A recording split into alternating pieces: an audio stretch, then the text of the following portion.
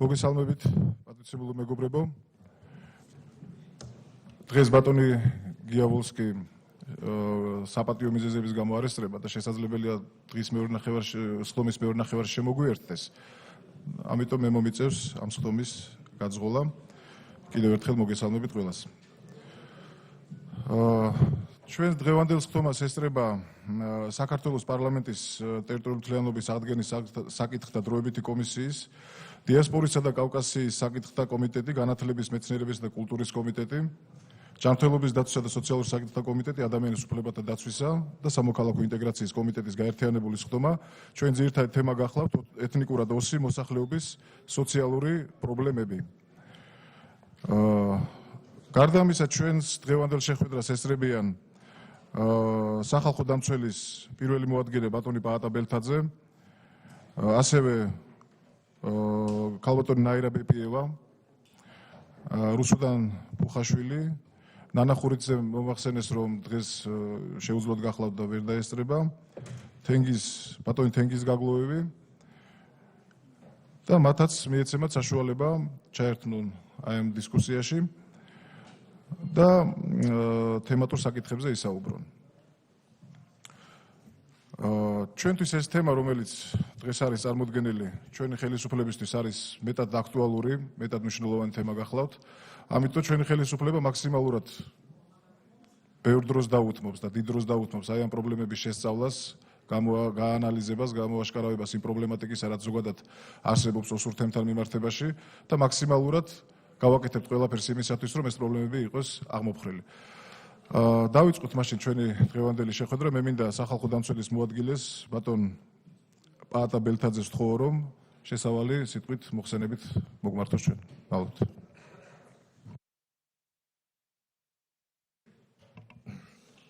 დიდი მადლობა.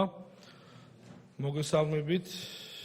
ნამდვილად ძალიან მნიშვნელოვანი არის, რომ საქართველოს პარლამენტი რამდენიმე კომიტეტი გაერთიანებულ ფორმატში მასპინძლობს ამ ძალიან მნიშვნელოვან ღონისძიებას. უნდა აღნიშნოს, რომ ერთი წელი გავიდა იმ დღიდან, როდესაც საქართველოს სახალხო დამცველის გადაწყვეტილებით შეიქმნა ოსური ფორუმი, რომელიც აერთიანებს ოსური თემის წარმომადგენლებს, სხვადასხვა პროფესიის ადამიანებს და არის ძალიან მნიშვნელოვანი სამუშაო ჯგუფი, რომელიც კონსულტაციას უწევს სახალხო დამცველის ოფისს ყველა დაგროვილი პრობლემის და სხვადასხვა საკითხების გადაჭრის მიზნით რეკომენდაციების შემუშავებაში. საკმაოდ აქტიურია ოსური ფორუმი, რომელიც სახალხო დამცველთან ფუნქციონირებს და ამ ერთი წლის მანძილზე შეიძლება ითქვას, ამ ფორუმის უშუალო მონაწილეობით და ჩართულობით არაერთი მნიშვნელოვანი რეკომენდაცია მომზადდა და წარდგენილი იქნა საქართველოს მთავრობის წინაშე, მათ შორის ის თემები, რომელსაც ამ ფორუმის მუშაობა მოიცავს, შეეხება განათლების და ოსური ენის დაცვის, პოპულარიზაციისა და განვითარების საკითხებს, ეთნიკურად ოსი ახალგაზრდებისთვის, რომლებიც ცხოვრობენ ოკუპირებულ ტერიტორიაზე, უფლებების მინიჭებას, რომ მათ შეეძლოთ გამარტივებული წესით შეძლონ საქართველოს უნივერსიტეტებში განათლების მიღება, მოქალაქეობის პრობლემებს, ვინაიდან ვიცით, რომ არსებობს ბევრი სოფელი, სადაც ეთნიკურად მცხოვრები ოსები არიან და მათ გააჩნიათ სხვა ქვეყნის მოქალაქეობა, რაც ბუნებრივია იწვევს საქართველოს მოქალაქეობის ავტომატურად ჩამორთმევას და ეს გამოწვევა და პრობლემები არსებობს. ასევე კულტურული მემკვიდრეობის დაცვის მიმართულებით ოსურმა ფორუმმა სახალხო დამცველთან ერთად შეიმუშავა ძალიან მნიშვნელოვანი რეკომენდაცია, რომელიც ეხება ეთნოგრაფიულ მუზეუმში ოსური სახლის აღდგენას, რომელიც ამჟამად საკმაოდ სავალალო მდგომარეობაშია და ძალიან მნიშვნელოვანია ითქვას, რომ საქართველოს კულტურისა და ძეგლთა დაცვის სამინისტროს გადაწყვეტილებით ამ წლის მესამე კვარტლიდან მოხდება, გათვალისწინებულია უკვე შესაბამისი საბიუჯეტო სახსრები მობილიზებულია და მოხდება ამ სახლის აღდგენა, რაც ძალიან მნიშვნელოვანი და წარმატებული ნაბიჯია.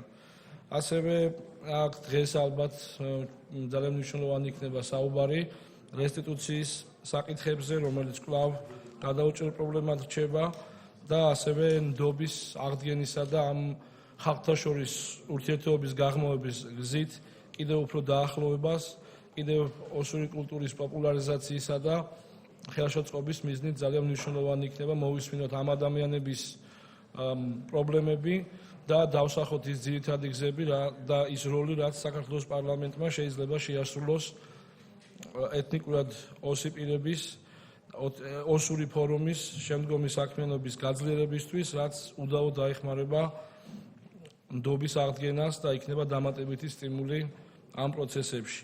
მე ბევრს თავს არ შეგაწყენთ, მინდა კიდევ ერთხელ მოგესალმოთ საქართველოს სახალხო დამცველის სახელით, გადაგიხადოთ უღმესი მადლობა, რომ ასეთი ძალიან მნიშვნელოვანი ღონისძიება იმართება დღეს საქართველოს პარლამენტში და გამოთქვა ღრმა რწმენა იმისა, რომ დღევანდელი შეხვედრა იქნება ძალიან მნიშვნელოვანი და იქნება გულღია საუბრები, დისკუსია, რომელიც კიდევ მეტად წაადგება და ხელშეუწყობს იმ არსებული დაძაბულობის შემცირებას და რა თქმა უნდა ოსური კულტურის, იდენტობის, ენის პოპულარიზაციას ჩვენს ქვეყანაში, რომელიც არის ჩვენი სახელმწიფოსთვის ძალიან მნიშვნელოვანი და აუცილებელი ამოცანა. მოგესალმებით კიდევ ერთხელ და უღმეს მადლობას მოგახსენებთ მომბრძანებისთვის. კითხვები ხო არ გექნებოდათ ბატონ ბაატასთან? პირველ რიგში მადლობა მინდა მოუხადო ზოგადად სახალხო დამცველის ინსტიტუტს, იმიტომ რომ ძალიან მნიშვნელოვნად აქტიურობს აი ამ მიმართულებით ჩვენი ოსი თანამოქალაქეების უფლებების დაცვით, კულტურული მემკვიდრეობის დაცვით და თუ კითხვები გექნებოდათ აი ამ ინსტიტუტთან ბატონი ბაატა არის წარმომადგენელი? არ არის. კარგით. მაშინ ქალბატონ აირა ბეპიევას მინდა ვთხოვო, რომ განათლების თემატიკასთან დაკავშირებით მოგახსენოს ორივე სიტყვა.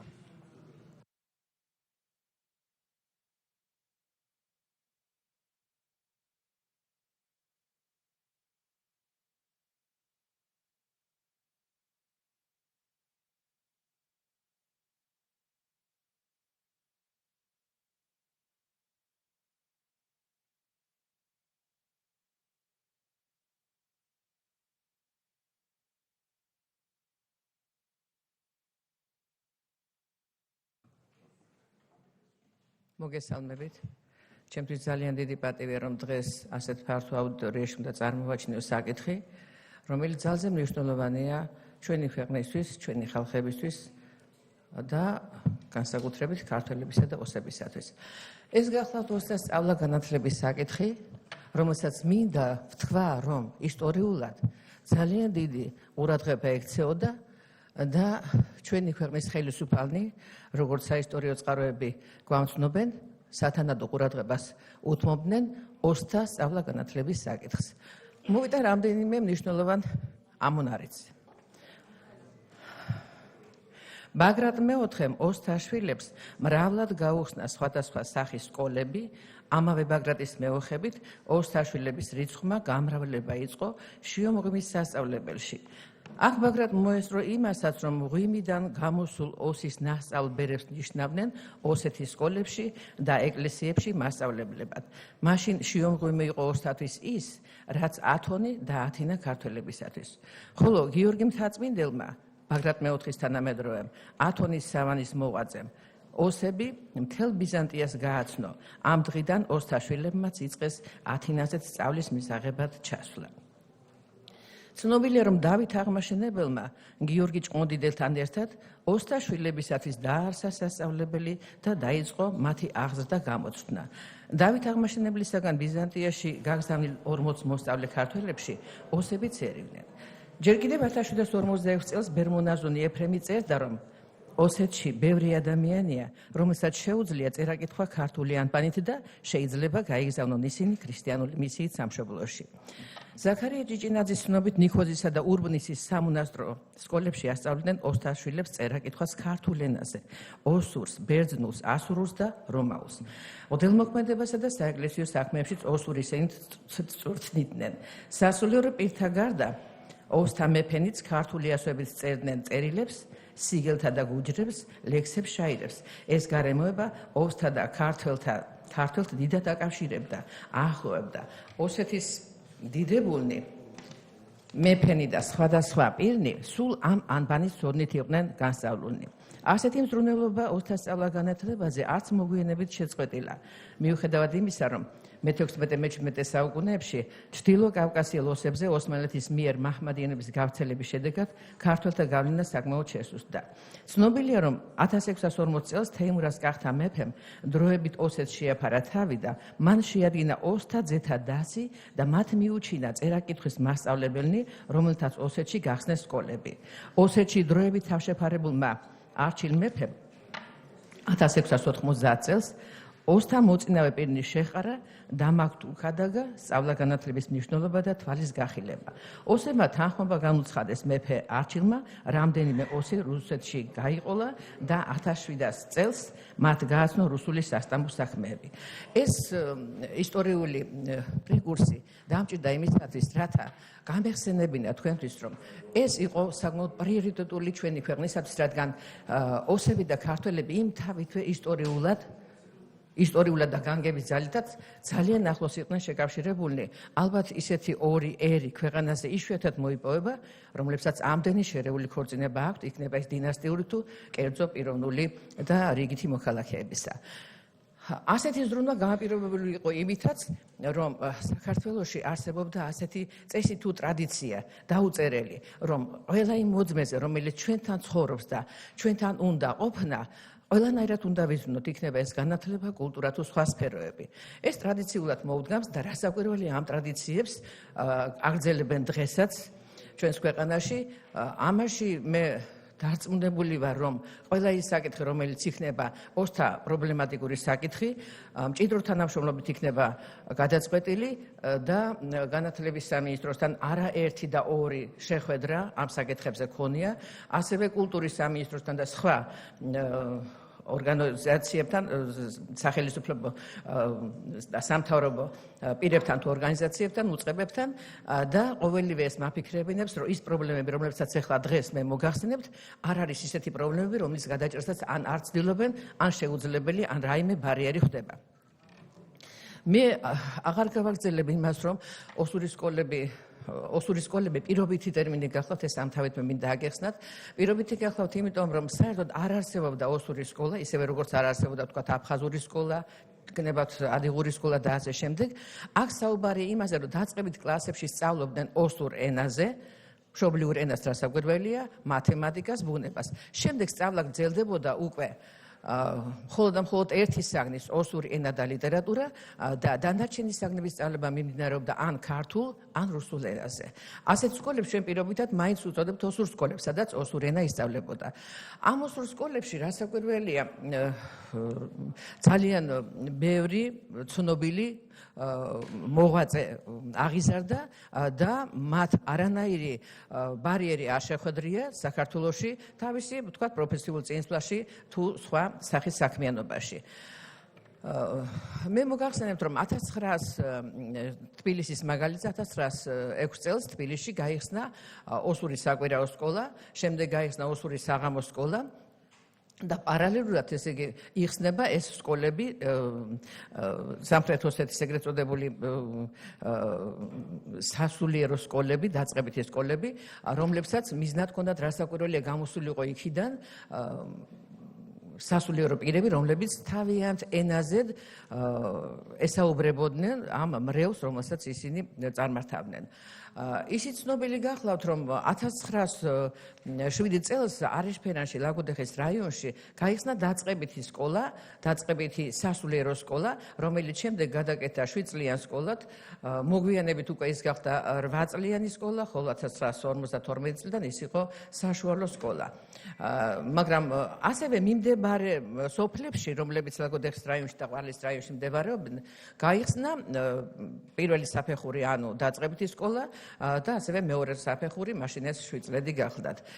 ლაგოდეხის რაიონში არსებობდა არიშფერნის საშუალო სკოლა, ფონას საშუალო სკოლა, პიჩხიბოგირის, ბოლქვის და მიმდებარე სოფლების მოსწავლეები კი მხოლოდ დაწყებით განათლებას იღებდნენ იმ სკოლებში, სადაც ცხოვრობდნენ და წიწკენაცერის იმ თავითვე იყო ჯერ 7 წლიანი, შემდეგ 8 წლიანი და დღეს არსებობს იქ 9 წლიანი სკოლა.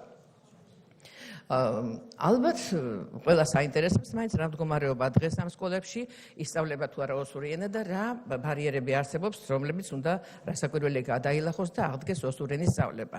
მოგახსენებთ, რომ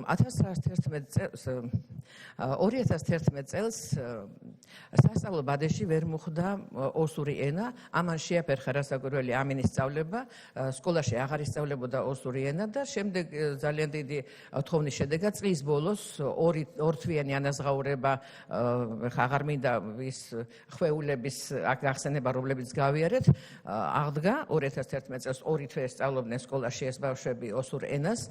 2012 წელს ისევ ორი თვე მხოლოდ ახლა განათლების სამინისტროს დაფინანსებით მოხერხდა წლის ბოლოს ნოემბერი და დეკემბერი მათი სკოლაში სწავლება. შემდეგ წლებში მოხდა ისე რომ გასულ წელს მოგახსენებთ ნიჭიერ ბავშვთა პროგრამაში ჩაერთნენ ესენი და ნოემბერში და დეკემბრის 10-მდე სწავლობდნენ ისინი osur ენას, დღეისათვის ისინი ვეღარ აგრძელებენ მშობლიური ენის სწავლას და გვაქვს იმედი, იმიტომ რომ ჩვენ როგორც მოგახსენებთ ინტენსიური შეხვედრები გვაქვს ძალიან მჭიდრო კავშირი როგორც განათლების სამინისტროსთან, გვეხმარებიან სხვა უწყებებიც ასევე. ძალიან დიდი მადლობა მინდა გადაუხადოს სახალხო დამცველს და მის აპარატს მთლიანად, ასევე სხვა უწყებებსაც, რომლებიც გვერდში გვიგანან ამ საკითხის გადაჭრაში. მე რასაკვირველი მოხსენება ჩემი დიდია და აქ ჩამოთვლილია რომელზეც რამდენი სკოლა არსებობდა, სად იყო ეს სკოლები, მაგრამ ეს არის მხოლოდ და მხოლოდ დღეს ისტორია, დღევანდელი მდგომარეობა კი ასეთია. ახლა რა გვიშლის ხელს იმაში, რომ ოსებმა ისწავლონ თავიანთი მშობლიური ენა. დღეისათვის ამის ხელშემშლელი ძალიან ბევრი რამ არის, ჯერ ერთი რასაკვირველი საჭიროა ნება. შემდეგ აუცილებელია შეიქმნას სტანდარტი, osur ენის სტანდარტი, რომელზე მუშაობა ჩვენ 2012 წელს დავიწყეთ, მაგრამ შემდეგ რატომღაც შეჩერდა ეს სტანდარტის შექმნის პროცესი, ჩემთვის გაურკვეველი მიზეზით და დღემდე არ გაგრძელებულა. დღეს არის ნება, რომ სტანდარტზე მუშაობა ისე განვაგრძოთ ან დავიწყოთ თავიდან და სტანდარტი რომ შეიქმნება, შემდეგ შეიძლება უკვე ამ საგნის სასწავლო ბადეში მოთავსება. მაგრამ გარდა ამისა არის კიდევ სხვა ძალიან ბევრი ხელშემშლელი ფაქტორი, რომელიც ალბათ ჩვენ ყველამ ერთად უნდა აღმოვფრათ, ეს გახლავთ პირველ რიგში სახელმძღვანელოებით უზრუნველყოფა. ჩვენ არ აქვს დახვეწილი ის მეთოდი, რა მეთოდითაც შეიძლება სახელმძღვანელოების ან შემოტანა, ან ადგილზე შექმნა და ასე შემდეგ. ამასთანავე მოგეხსენებათ, რომ წლების განმავლობაში არ ტარდება ამ მასწავლებელთათვის არანაირი ტრეინინგი, ადრე იყო კურსები, მეთოდური საბჭო იყო, რომელიც ამ მასწავლებელთა დახელოვნების ინსტიტუტში გადამზადებაც ხდებოდა პედაგოგების. ამჟამად არანაირი მექანიზმი არ არსებობს ამ მასწავლებელთა მომზადებისათვის, არადა იცით, რომ იცვლება ყველაფერი და ამ ცვალებადობასთან ერთად მასწავლებელმა უნდა თავისი ცოდნა თანამედროვე მოთხოვნებს მოარგოს. მასწავლებელთა, ანუ კადრების მომზადება, გადამზადება, სასურველი ეს კადრები, რომლებიც უკვე ხანგრძლივი დიდი ხნის განმავლობაში მუშაობენ ასეთ სკოლებში და აქვს დიდი გამოცდილება, მაგრამ ამავე დროს იცით, რომ ხანში შესულები არიან ესენი, რა კი დიდი ხნის გამოცდილება აქვს და საჭიროა რაღაცა პროგრამის შემუშავება, რომელიმე უმაღლეს სასწავლებელთან, სადაც შესაძლებელი იქნება ასეთი კადრების მომზადება, რადგან ის კადრები, რომლებიც მზადდებიან დღეს არიან ჩვენთვის იმ ადგილას, სადაც ჩვენი იურისდიქცია არ ვრცელდება, ვერ ვრცელდება და იმ კადრების მოზიდვა ცოტა რთულია, თუმცა შესაძლებელია და ამ კადრების მომზადება თუნდაც რაღაცა მიზნობრივი პატარა ჯგუფისა შესაძლებელი იქნება რომელიმე უმაღლეს სასწავლებელთან. რეკომენდაციები სწორედ აი ამ მიმართულებით ჩამოვაყალიბეთ. სტანდარტის შექმნა, პედაგოგების მომზადება, გადამზადება და სახელმძღვანელოების შემუშავება, მიწოდება ამ სკოლებისათვის რაიმე მექანიზმით და რაიმე ხერხით. დიდი მადლობა ყურადღებისათვის. დიდი მადლობა ქალბატონ აირა. კითხვები ხო არა გაქვთ ქალბატონ აირასთან? Ძალიან. მე მაინტერესებს უბრალოდ მოთხოვნა რამდენად არის მეთქი, როგორი დონის მოთხოვნებია სხვადასხვა დასახლებიდან. დიახ.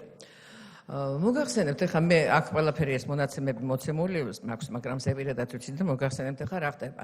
არიშფენის საშუალო სკოლაში არის 130 მოსწავლე. აქედან 100-ზე მეტი არის ან ოსი, ან შერეული ოჯახის წარმომადგენელი. როდესაც ჩვენ ნიჭიერ ბავშვთა პროგრამაში ჩავთეთ ბავშვები, ეს გასულ წელს.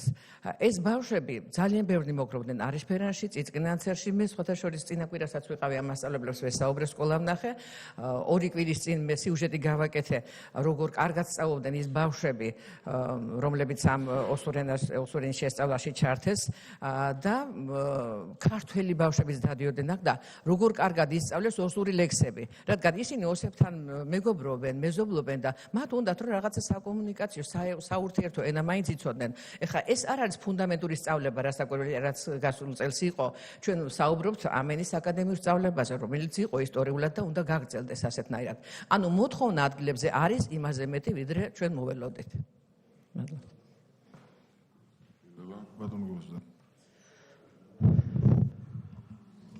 ქალბატონ ნაირა, ვადასტურებ ღრმა პატივისცემას თქვენს მიმართ.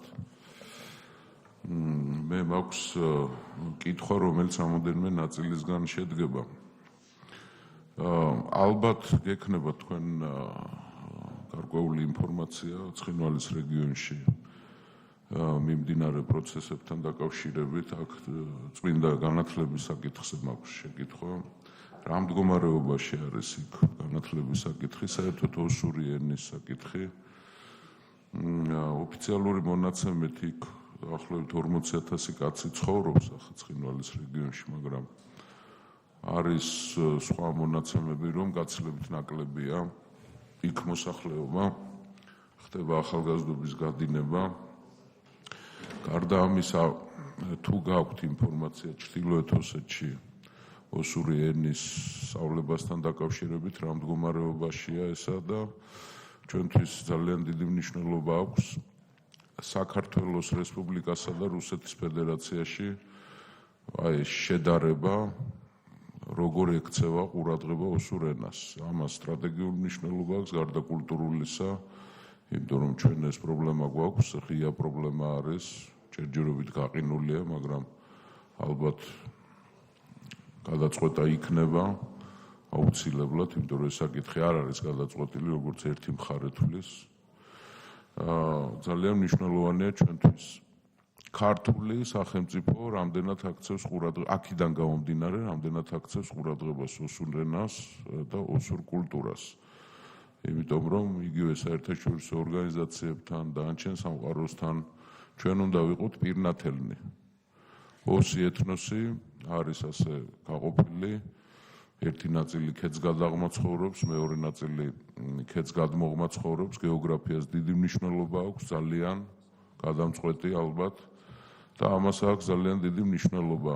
რა ვითარება არის ცხინვალის რეგიონში, რა ვითარება არის ჩრდილოეთ ოსეთში და დანარჩენ საქართველოში, სადაც ოსები კომპაქტურად ცხოვრობენ. მადლობთ. მადლობა შეკითხვებისთვის. მე შეიძლება თანმიმდევრობა დაამერყვას, მაგრამ დავიწყებ ახალგაზრდების გადინებიდან. ეს საკითხი უნდა წაუმეჭრა, მაგრამ მე ამ საკითხზე რატომღაც მაინც თავი შევიკავე. მინდა გითხრათ, რომ პარლამენტმა მიიღო დადგენილება, რომ არაქართველებს, სომხებს, აზერბაიჯანელებს, აფხაზებს და ოსებს ჰქონოდათ შესაძლებლობა ჩართულიყვნენ ჩვენ საუნივერსიტეტო საგანმანათლებლო სივრცეში და ამოქმედა ძალიან მნიშვნელოვანი და ძალიან ნაყოფიერი პროგრამა 4+1. ამ პროგრამას სხვათა შორის ყველა მიესალმება, რასაკვირველია, მაგრამ მხოლოდ და მხოლოდ ავრცელებენ სომხებზე, აზერბაიჯანელებზე და აფხაზებზე. ოსებზე ეს პროგრამა არ მოქმედებს, არ მუშაობს და დღეს ახალგაზრდამ რომც მოიწადინოს, რომ ჩამოვიდეს ჩვენთან და ჩვენს უმაღლეს სასწავლებელში ჩაერთოს, ამის საშუალება პრაქტიკულად მას არ მიეცა. მე საკითხი ძალიან მეორჯერ დავსვი, ქალბატონი მარიამი ბრძანდება აქ და იცის, რომ ამაზე რამდენჯერმე მქონდა მე განსაკუთრებით აქცენტი გაკეთებული, რომ იქნება ცხინვალიდან, იქნება ის თუ თქვა სხვა რეგიონიდან მართლაც მოიწადინონ ჩამოსვლა და არიან, მე გარწმუნებთ, რომ არიან სურვილები, რომ ჩვენ ახლოს ვართ უფრო თბილისთან და უფრო მეტსაც გეტყვით, საგანმანათლებლო ცენტრი თბილისი იყო არა მარტო ოსტატვის, არამედ საერთოდ მთლიანი კავკასიისათვის და ჩემ დროს, როდესაც მე დასწრებული ასპირანტურა მაქვს დამთავრებული ჯავახიშვილის უნივერსიტეტისა, ჩამოსულები იყვნენ ოსები, რასაკვირველია, ჩრდილოეთ კავკასიის თითქმის ყველა ერის წარმომადგენელი ადამიანები და აქ თავიანთ კვალიფიკაციას აქ იმაღლებდნენ. დღეს საერთოდ უმაღლესი სასწავლებელი არ შეიძლება, არ არის მზად, რომ მიიღოს ოსმა ახალგაზრდამ. ეს ძალიან მტკივნეული საკითხია და თუ მიექცევა ყურადღება, ჩემთვის ძალიან სასიხარულო იქნება. გადინება არის რასაკვირველია, სამაგიეროდ რუსეთმა ძალიან ფართოდ გაშალა თავისი უმაღლესი სასწავლებლების მისაღები კონტინგენტისთვის ძალიან ლიბერალური წესები დააწესა. თუ კი ცხინვალელი ახალგაზრდა მოისურვებს ნებისმიერ სასწავლებელში ჩაბარებას, ის უკვე ჩარიცხულია და ახლა შემოიღეს თანამედროვე მეთოდებით ჩარიცხვა მათი, ანუ შეიძლება ცხინვალში იყო, მაგრამ ჩაირიცხო ნებისმიერ უმაღლეს სასწავლებელში რუსეთში და ესე იგი ინტერნეტის მეშვეობით იყო სტუდენტი და ითვლებოდნენ მათ მოქალაქეთაც. ეს უკვე მათი რასაკვირველია დიდი პოლიტიკის შედეგია და ამათ იმას მიაღწიეს ამითი, რომ ცხინვალელი ახალგაზრდების დაინტერესება არის პირველ რიგში ის, რომ ისინი მოხვდნენ უმაღლეს სასწავლებელში. მე ვერ გეტყვით, რომ 100%-ით ყველა წამოვა აქეთ როგორც კი ამ პროგრამას შევქმნით, მაგრამ მერწმუნეთ, ნაწილი მზად არის ჩაერთოს ამ უმაღლეს სასწავლებელში.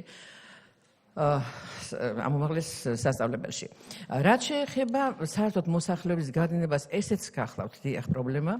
მე გუშინ სწორედ მელაპარაკა ჩემი მეგობარი, რომ ესე იგი იმდენი განცხადება ქვეყნდება, იყიდება სახლი, რომ ესე იგი მთელი დრო ეთერი ტელევიზიისა თითქმის ამას ეთმობაო. რადგანაც იქ არ არის ის პირობები, რა პირობებსაც რასაკვირველია უნდა ქმნიდნენ ის სახელმწიფოები, რომლებსაც ავალიათ მათთვის რაღაცა გარკვეული პირობები შექმნა. მე არ ვაკონკრეტებ არაფერს, იმიტომ რომ თქვენ ისედაც ხვდებით აქ რაზე ვისია საუბარი.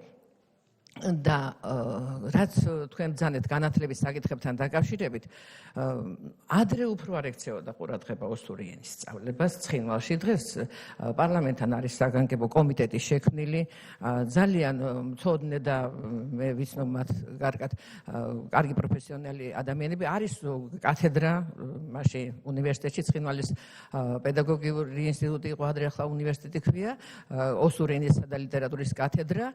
ყველა სკოლაში ისწავლება ოსური ენა, ადრე ასე არ იყო რასაკვირველია და აი მე როგორი ტიპის სკოლაც მოგახსენეთ, სწორედ ისეთია. ანუ დაწყებითში, ეხლა დაწყებითში აღარ ისწავლება მათემატიკა და ბუნება. დაწყებითიდან მე-11 კლასის ჩათვლით, იქ მე-11 კლასია. მე-11 კლასის ჩათვლით ისწავლება მხოლოდ და მხოლოდ ერთი საგანი, ოსური ენა და ლიტერატურა. სხვათა შორის იქ მოთხოვნა არ არის, მე როგორც ვიკითხე, მოთხოვნა არ არის, რომ მხოლოდ ოსურ ენაზე ისწავლებოდეს, იმიტომ რომ მათ პერსპექტივაში არ აქვთ არანაირი იმედი იმისი, რომ ეს ასეთი განსწავლა დაეხმარება რამეში და კერძოდ დასაქმებაში. ამიტომ ისინი კმაყოფილები არიან იმითიც, რომ ამ ენასა და ლიტერატურას შეისწავლიან, ამ ენის სპეციალისტები იქნებიან და დანარჩენი დრო ეთმობა რასაკვირველია საგნებს, რომლებიც რუსულ ენაზე ისწავლება იქ. ეს რაც შეეხებოდა ამ ახალგაზრდებს და განათლების საკითხს. ეხლა რაც შეეხება მეწეღან ზოგადად მინდოდა მომეხაზა და აღარ გავაგრძელე საუბარი.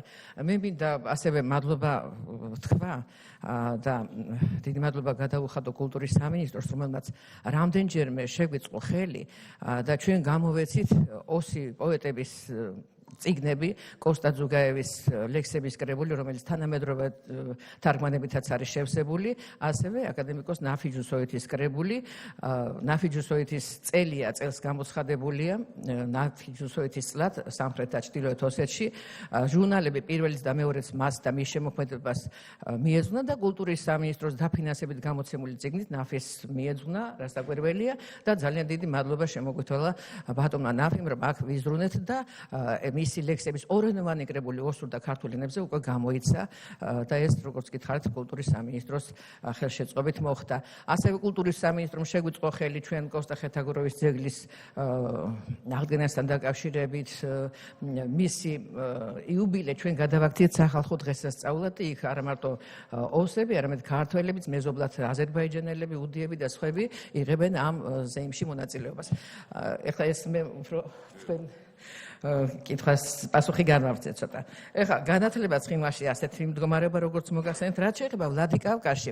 ეხლა მე მინდა გითხრათ, რომ რაღაცნაირად გამწვავდა, უფრო გამძაფრდა ეს ეროვნული თვითშეგნება, აი ამ რაღაცების შემდეგ და ვლადიკავკაშიც ასევე თუ მანამდე იყო თითზე ჩამოსაფრელი, ეხლა თითქმის არის ერთი რუსული სკოლა, არის ინგლისური გაძლიერებული სკოლა, დანარჩენ სკოლებში შეიტანეს ოსურ ენის სწავლება და სწავლობენ. იქ არის ასევე ქალბატონი ეთერი არის დირექტორი, იცნობთ ალბათ ბევრი, ფიცხელაური, ქართული სკოლისა, რომელიც ძალიან მადლობელია და ჩართულია სწორედ იმ საგანმანათლებლო სივრცეში და ძალიან ბევრჯერ იყო მასთან შეხვედრა და მე ვეკითხებოდი საგანგებოდ რომ ხომ არ არის რაიმე ხელის შემშლელი, პირიქით ძალიან დიდ ყურადღებას ვაქცევენო, ანუ ესეც ძალიან მნიშვნელოვანია.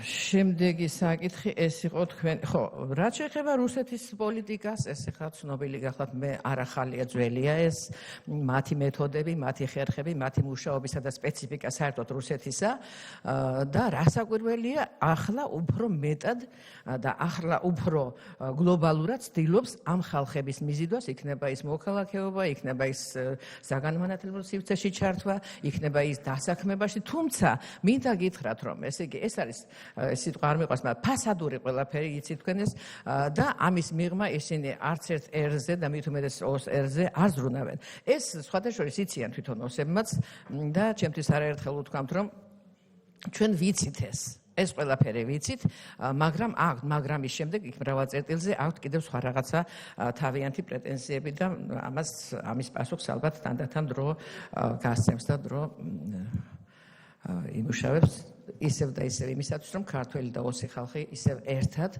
ერთმანეთთან სიახლოვით, ერთმანეთთან სიამტკბილობით და მშვიდობიან ატმოსფეროში ცხოვრობდნენ და განავითარონ თავიანთი ცხოვრება და მომავალი.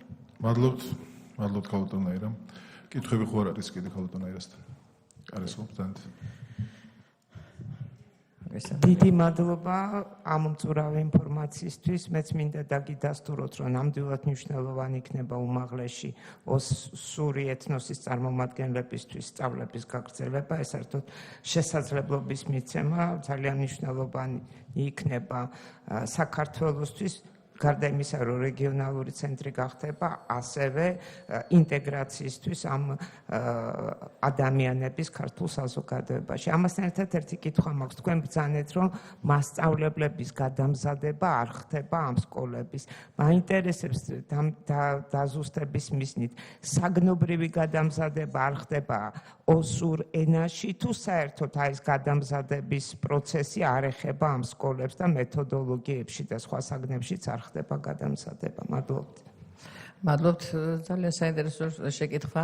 მე ამ ჯერად გავამახვილე ყურადღება მხოლოდ ოსური ენის სწავლებასთან დაკავშირებით. ოსური ენის მასწავლებლების გადამზადება არ ხდება წლების განმავლობაში და ერთი კურიოზული ფაქტი უნდა მოგეყვანოთ, ესე იგი შესაძლებელია ყველა ფიქრობს, რომ უნდა მასწავლებელმა თვითონაც აუწყოს დროს ფეხი და თვითონაც უნდა შეიგრძნოს ეს დროის ცვალებადობა, მაგრამ მოხდა ასეთი რამ, ჩავედი ფონას საშუალო სკოლაში, დიდი ხანი არ არის ეს, რასაც მე მოგახსენებთ 2 წლის წინ და ვეკითხები, აი ახლა რა გაკვეთილი 3 წლის წინ, რა გაკვეთილი ისწავლეთ, აბა ლექსი მითხარით, რომელიც ისწავლეთ და მან ლენინზე ლექსი მითხრა. მე ვთხარი, ახლა ვისწავლეთო სწორედ ეს ლექსიო და ახლა ჰქონდათ ლენინზე ლექსი. ანუ ის რომ ჩვენ ესე იგი სხვა ეპოქაში ვართ და სხვა მოთხოვნებს პასუხობთ, იმ მასწავლებლისთვის გაუგებარი აღმოჩნდა. ეს იყო ხანში შესული მასწავლებელი, მე გავიცანი მე და იცით რაო, სახელმძღვანელოებში ეგ წერიაო და მე არ ვიცი, მაქვს თუ არა უფლება, მე სხვა სახელმძღვანელოდან სხვა წიგნიდან ამოვიღო ლექსი და ის ვასწავლო. აი ასეთნაირი შეზღუდვები საერთოდ აღარ არსებობს რასაკვირველია, მაგრამ მაინც საჭიროა რაღაცა პერიოდულად თუნდაც სხვა ტრენინგებში ჩავართოთ. ახლა ბოლონის პროცესის შემდეგ მაინც უნდა იცოდნენ და ჩვენი განათლების რეფორმის შემდეგ, რომელიც რამდენიმე წელი წარმატებით ხორციელდება, რომ ეს არის უკვე არა შეცდომა, არამედ დანაშაული, როცა ბავშვს არაცნობიერებს, სად ცხოვრობს და რომელ ეპოქაში ცხოვრობს. უკაცრავად ოსურ ენაში სახელმწიფო სტანდარტი არ არის დაწერილი და სახელმძღვანელოები ამ სტანდარტის მიხედვით არ იწერება. მოგეხსენებათ, რომ ოსურ ენაშიც და ყველა ენაშიც საქართველოს განათლების სამინისტრო ამტკიცებდა და დაამტკიცებულია საქართველოს განათლების სამინისტროს მიერ ასეთი გრიფით იყო სახელმძღვანელოები.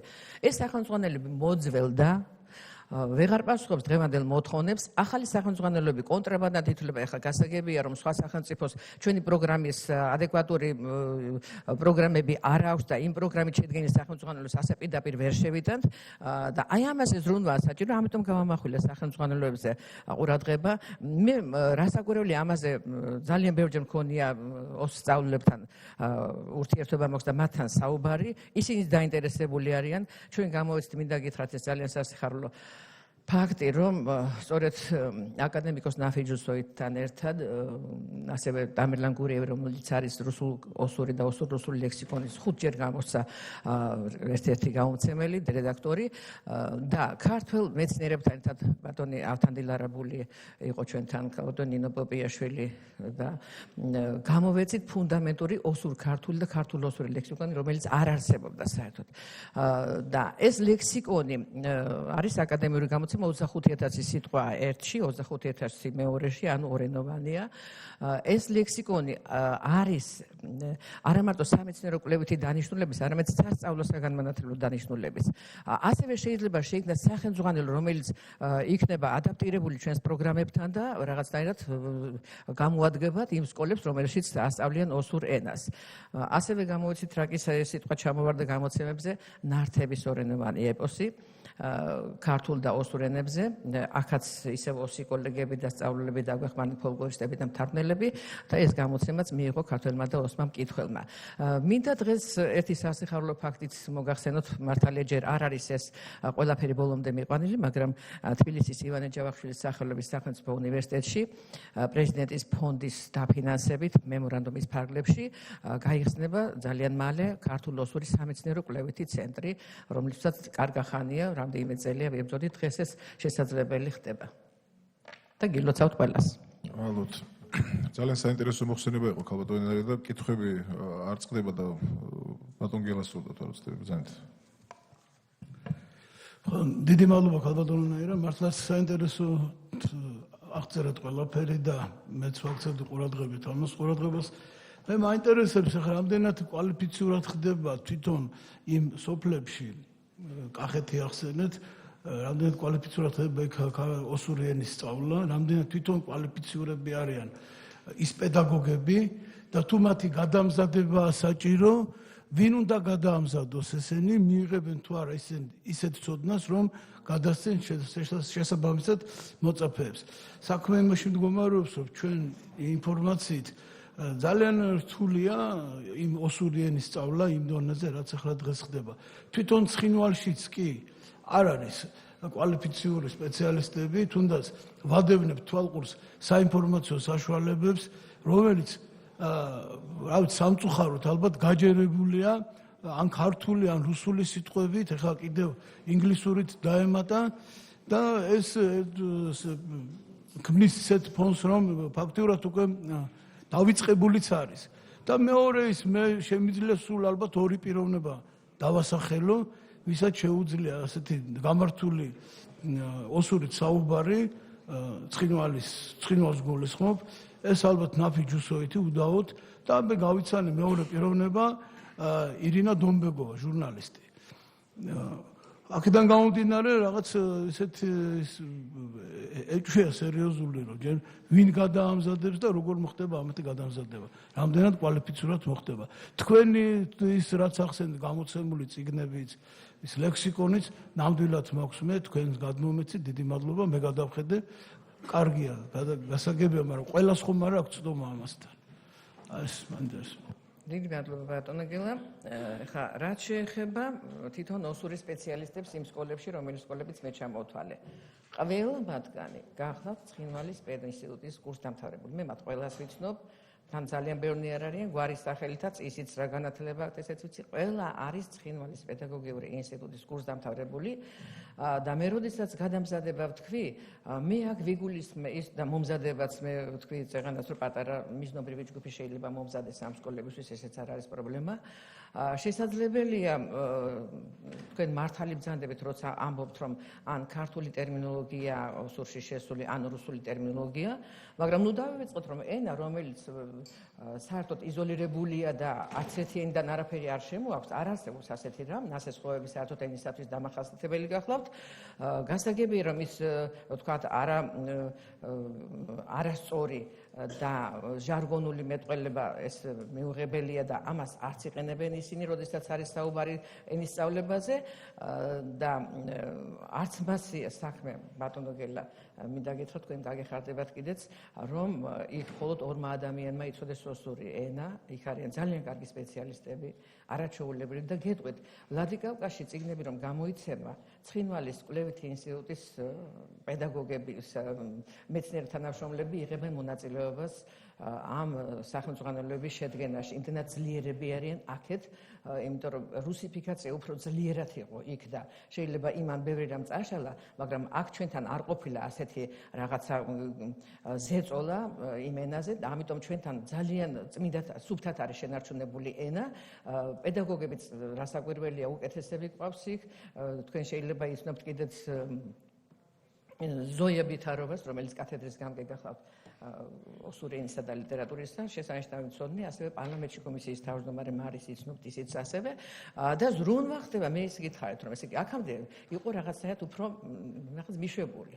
მაგრამ ახლა შეიმუშავეს რაღაცა გარკვეული სტრატეგია, მეთოდები, რაღაცა თავისი მიდგომები აქვთ ამ ენების მიმართ, წმენდნენ ენას ამ ჟარგონებისაგან და კალყებისაგან და ასე შემდეგ და რასაკვირველია, უკეთეს დონეზეა ამ ენის სწავლება დღეისათვის იქ.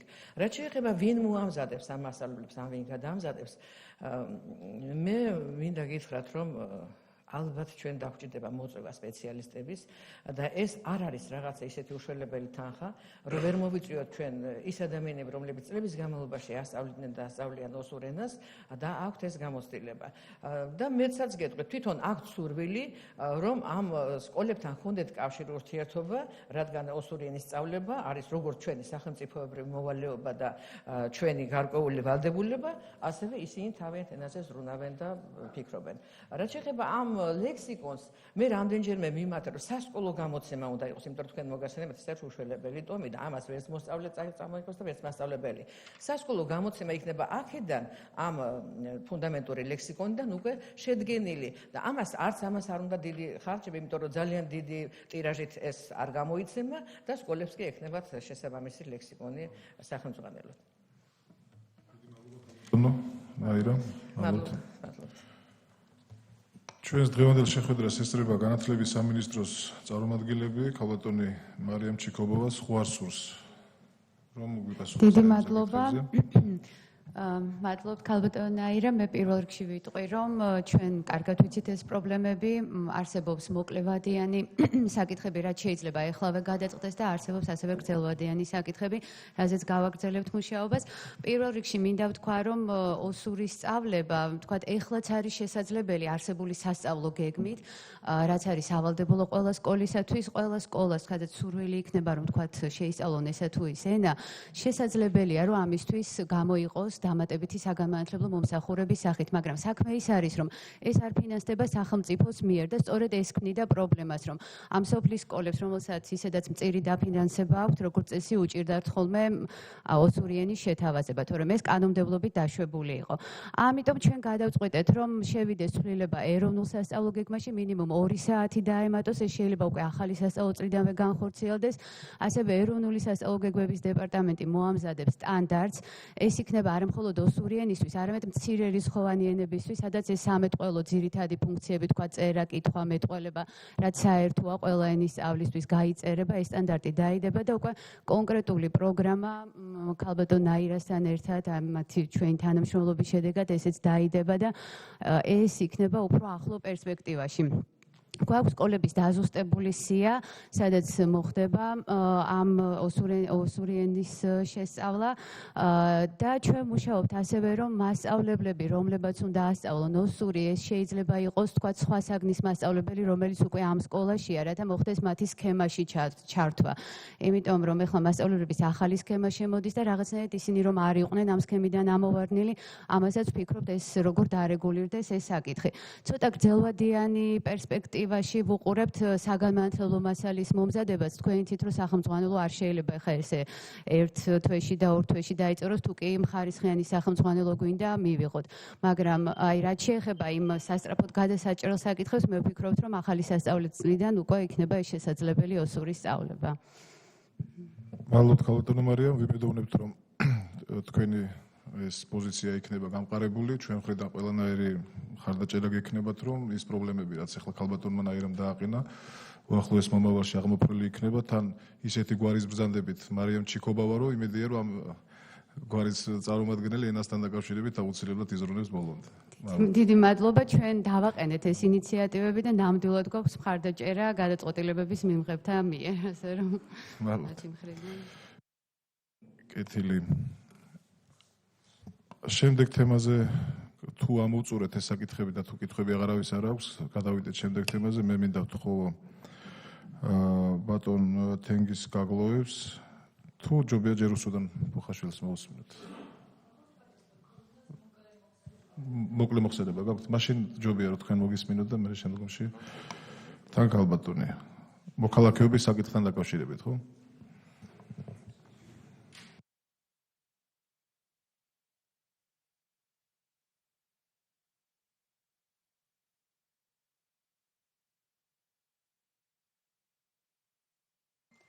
მოგესალმებით. ჩემთვის დღეს ძალიან საპასუხისმგებლოა თქვენს წინაშე წარდგენა და მინდა ერთ მნიშვნელოვან პრობლემაზე გესაუბროთ, რასაც ეთნიკურად ოსი ეროვნების ხალხი განიცდის დღესდღეობით. ეს არის ძალიან მნიშვნელოვანი საკითხი. მოგეხსენებათ ეთნიკურად ოსი ეროვნების მოქალაქეები, რომლებიც 90-იან წლებში ცხოვრობდნენ საქართველოში, შემდგომ განვითარებული მოვლენების გამო კი მათ მოუწიათ წასვლა. დღესდღეობით გამოთქვამენ სურვილს დაბრუნდნენ ისევ საქართველოში. ისინი გამომდინარე ამ ფაქტიდან არიან რუსეთის მოქალაქეები, თუმცა აქვთ სურვილი მიიღონ საქართველოს მოქალაქეობაც. რაც შეეხება რუსეთის მოქალაქეობის დათმობაზე, ეს არის გარკვეულწილად შემოსავალთანაც დაკავშირებული, ვინაიდან საუბარი მიმდინარეობს ასაკობრივ ხალხზე, მათ აქვთ პენსია რუსეთში, რაც შეეხება ასევე იკოთება ის პრობლემაც, რომ საქართველოს პასპორტით ისინი ვერ შეძლებენ ნათესავების მონახულებას რუსეთში და დაბრკოლებები შეექმნებათ მათაც. ანალოგიური პრობლემა იკოთება იმ მოსახლებასთან, რომელიც ცხოვრობს საქართველოში, აქვს ორივე ქვეყნის პასპორტი, ეს საქართველოსის და რუსეთის, თუმცა შიშის ფაქტორისგან გამომდინარე, ისინი ამაზე საუბარს ხმამაღლა ვერ ბედავენ. ბოლო პერიოდში კი გაახშირდა მათთვის მოქალაქეობის შეჩერების პრაქტიკა, რაც ძალიან ბევრ დაბრკოლებას უქმნის ამ მოსახლეობას. დღემდე ორმაგი მოქალაქეობის მიღება ერთ-ერთი ზომა იყო ოსი მოსახლეობისთვის, რომ მიიღოთ საქართველოს მოქალაქეობა და დამკვიდრებულიყვნენ საქართველოში. მაგრამ ბოლო პერიოდში გართულდა მათთვის ორმაგი მოქალაქეობის მინიჭება. მდგომარეობას ართულებს სავიზო რეჟიმის გამკაცრებას, რაც პრაქტიკულად ოჯახებს ყოფს. ვინაიდან არის ისეთი შემთხვევებიც, როდესაც ოჯახის ერთ-ერთი წარმომადგენელი მეუღლეთაგანი არის რუსეთის მოქალაქე, მეორე კიდევ საქართველოს მოქალაქე და შემდგომ მეუღლეს უწევს 3 თვეში ერთხელ გასვლა საქართველოს ტერიტორიიდან, რაც ძალიან დაბრკოლებად არის აღქმული. ასევე აღსანიშნავია კონტრდაზვერვის როლი ორმაგი მოქალაქეების მინიჭების პროცესში, ვინაიდან მათი დასკვნები ერთ-ერთი სავალდებულო დასკვნებია და თითქმის პრაქტიკულად ყველა უარი მოქალაქეობაზე მათ დასკვნებს ეფუძნება. მოქალაქეების მინიჭება პრეზიდენტის პრეროგატივაა თავისთავად და ალბათ ეს მიდგომის გადახედვა საჭიროებს, ვინაიდან ეს უფრო პოლიტიკური საკითხია და ძალიან კარგად იქნება აღქმული იმ ორი მოძმერის შორის წარმოქმნილი კონფლიქტის შედეგად, ამ კონფლიქტის მოგვარებასთან დაკავშირებით ძალიან კარგი ნაბიჯები იქნება, თუ ეს გამარტივებული სახით იქნება მიენიჭება ოს მოსახლეობას საქართველოს მოქალაქეობა. სახალხო დამცველის როლი არ შეიძლება არ აღინიშნოს, რომელიც ძალიან აქტიურად მუშაობს ამ საკითხზე, ატარებს თავის კვლევას, რაც ძალიან მნიშვნელოვანია და ეს პრობლემა იკვეთება ძალიან საქართველოს მთელს ტერიტორიაზე, თითქმის სხვადასხვა რეგიონებში და ალბათ ეს ანგარიშიც იქნება წარდგენილი, ძალიან მნიშვნელოვანი იქნება. მადლობას გიხდით მოსმენისთვის. ეს ის პრობლემა იყო, რაც ძალიან მოკლედ შევეცადე ამესახა და მესაუბრა თქვენს წინაშე. მადლობთ ქალბატონო რუსუდან. ქალბატონო რუსუდან. და მეგობრებო, ქალბატონ რუსნა, რა საკითხსაც თქვენ შეეხეთ, ეს ძალიან მნიშვნელოვანი საკითხია. წმინდა ემოციურად, მე რა თქმა უნდა მომხრე ვარ იმისი, რომ მათ პრობლემები არ ქონდეთ მოქალაქეობასთან დაკავშირებით, აქ ეს საკითხი მარტო ოსური წარმოშვების ჩვენს ყოფილ თანამოქალაქეებზე არის საუბარი, არამედ სხვა თქვათ ეთნიკურად არაქართული ჩვენი ყოფილი მოქალაქეების საკითხით შემოდის აქ, იმიტომ რომ ახლა ჩვენ ასე ცალკე ოსების საკითხს ვერ დავაყენებთ, გამორიცხულია ესა, უბრალოდ არაეთიკური იქნება ქართული სახელმწიფოს მხრიდან, მაგრამ საკითხი ძალიან მნიშვნელოვანია ჩვენთვის, აქ ქვეყნის უსაფრთხოებაზეა საუბარი, იმიტომ რომ არსებობს ძალიან ბევრი თემა, რომელიც შეიძლება ღია ეთერში სასაუბრო არ იყოს. საქართველოს სამწუხაროდ ბევრი ყავს მტერი, მეგობრებიც აყავს, მაგრამ მტერიც აყავს, რომელსაც უნდა ამ საკითხის გამოყენება, რომელსაც შეიძლება მოყვეს ისეთი შედეგები, რომელიც ძალიან ძიმე იყოს ჩვენთვის. ვფიქრობ, რომ საერთოდ ეს პრობლემა არსებობს არა მარტო ოსების მიმართ, რამოდენიმე დღის წინ ჩვენ გვქონდა პარლამენტის თავმჯდომარესთან ერთად სომხური არასამთავრობო ორგანიზაციების წარმომადგენლებთან ერთად, მათაც აქვთ ეს პრობლემა, რამოდენიმე 1000 კაცზე არის საუბარი. არსებობს აზერბაიჯანული წარმომავლობის ჩვენი თანამოქალაქეების, ყოფილი თანამოქალაქეების პრობლემა, ანუ ეს არ არის მარტო ერთი ეთნიკური ერთეულის პრობლემა. გეთანხმებით იმაში, რომ რაღაც ჩვენ უნდა შევიმუშაოთ, უფრო ელასტიური, უფრო დინამიური, უფრო მოქნილი მექანიზმი. მე პირადად და საერთოდ ქართულმა სახელმწიფომ აირჩია ერთი მოქალაქეობის პრინციპი, ორმაგი მოქალაქეობის საკითხი ვფიქრობ, რომ არ არის განსახილველი ჩვენთვის. თუმცა არსებობენ ქვეყნები, რომლებმაც ეს გააკეთეს, მაგრამ მე ვთვლი, რომ ჩვენთვის ეს მიუღებელი უნდა იყოს. თუმცა არის რამოდენიმე მექანიზმი, რომლის გამოყენებაც და ამუშავებაც შეიძლება. არსებობს თანამემამული სტატუსი, რომლის გამოყენება მათ შეუძლიათ ძალიან წარმატებით, პრობლემა არ არის, როცა არის საუბარი თქვათ ქონების დაბრუნებაზე, როცა არის ნათესაობთან ურთიერთობაზე საუბარი, თანამემამული სტატუსი საკმაოდ საინტერესო სტატუსია, რომელიც ჩვენ მივიღეთ ჩვენი ყოფილი თანამოქალაქეების მიმართ და იბერიულ კავკასიურ წარმომავლობის სხვა კავკასიელი ხალხების მიმართ.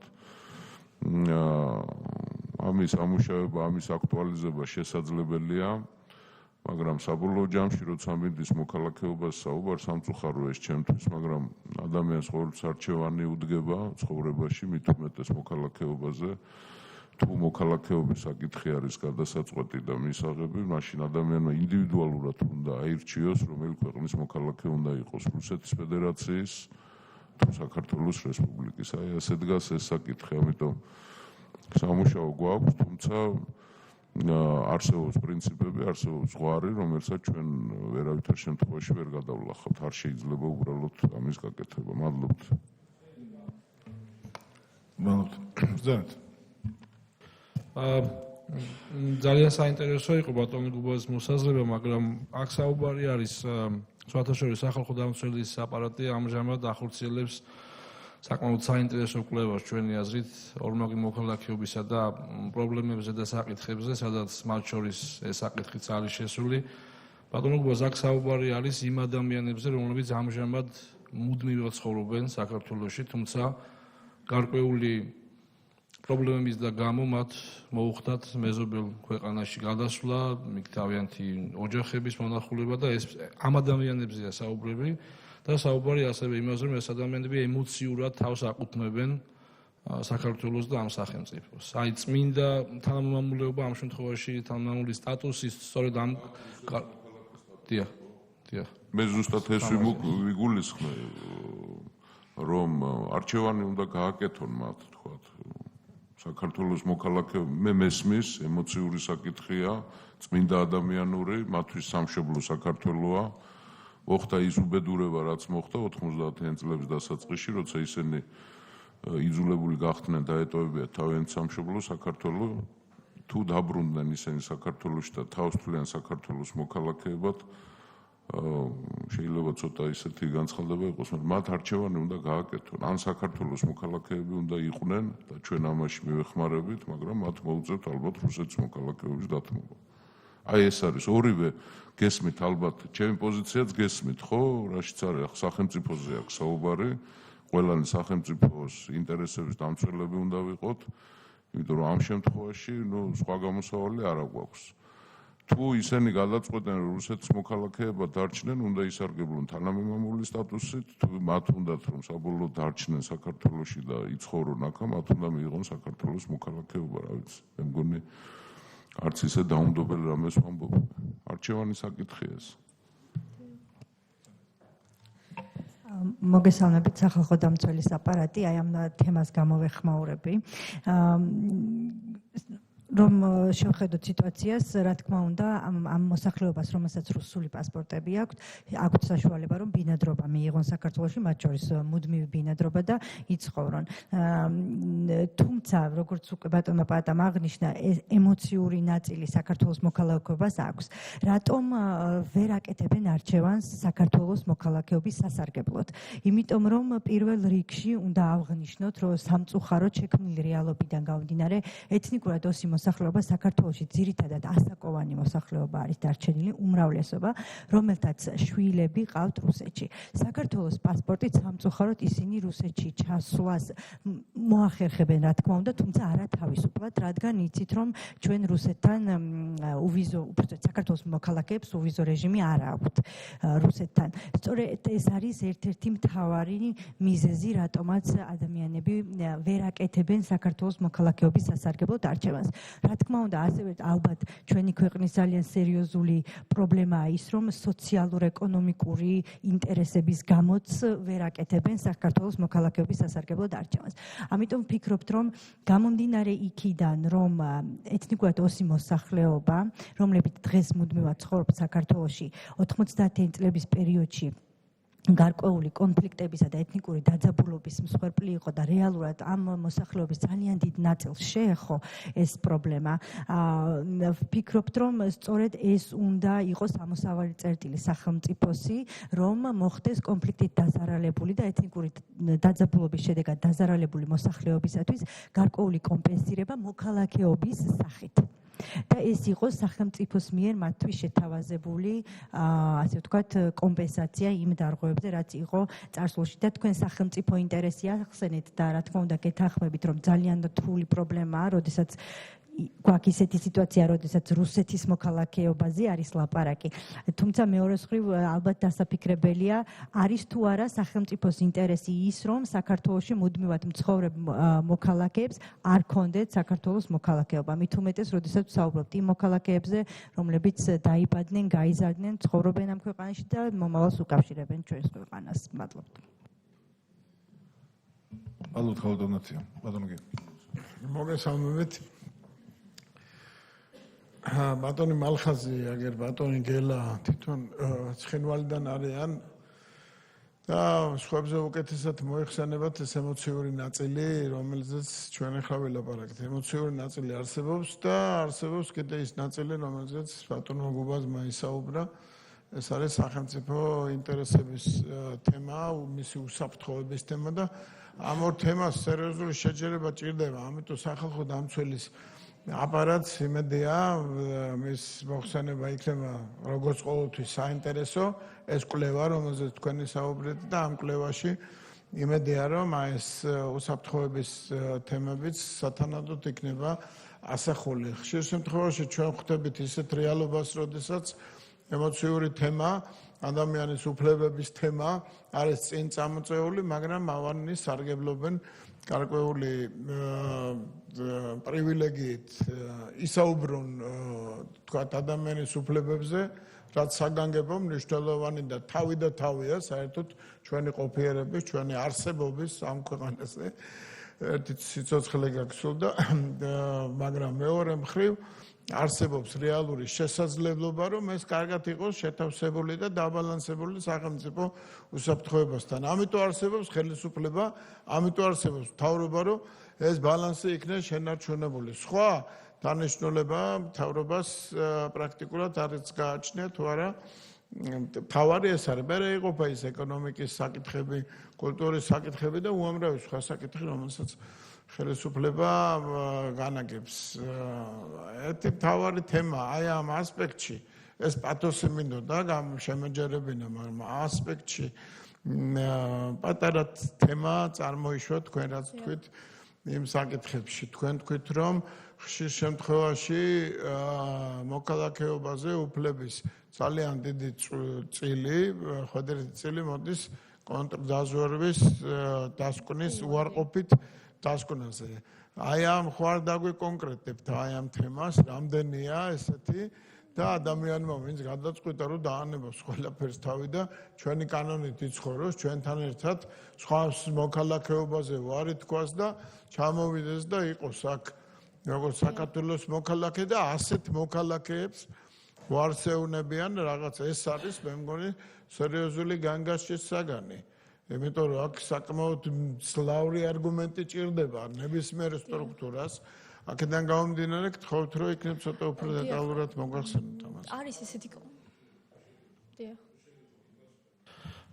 დაახლოებით 5 განცხადება უკვე სახალხო დამცველის აპარატში ჩვენ გვაქვს შემოსული, როდესაც თავისთავად უარი არის ბლანკეტური, რომ სახელმწიფო უსაფრთხოებისა და საზოგადოებრივი უშიშროების ინტერესებიდან, მაგრამ რაც ნიშანდობლივია, ვფიქრობ, ამ რამდენიმე განცხადებას შორის, უმეტესი მათგანი არის მოხუცებული, ან შეიძლება თქვას ღმად მოხუცებული, რომელიც დიახ, შეიძლება რა, მოქალაქეობის დაბრუნებაზე არის და ორმაგ მოქალაქეობაზეა საუბარი. გზა, რომელიცაც ეს ადამიანები შეძლებს. რომ ამაზეა საუბარი და იმ კონტაზვერვის ბლანკეტურ პასუხზე ბევრ შემთხვევაში ისეთი ადამიანების მიმართ ახლა ამაზე თქმა შეუძლებელია, თქმა უნდა დაბეჯითებით, მაგრამ თქვენვე გააგრძელოთ დიდი ბოდიში რა.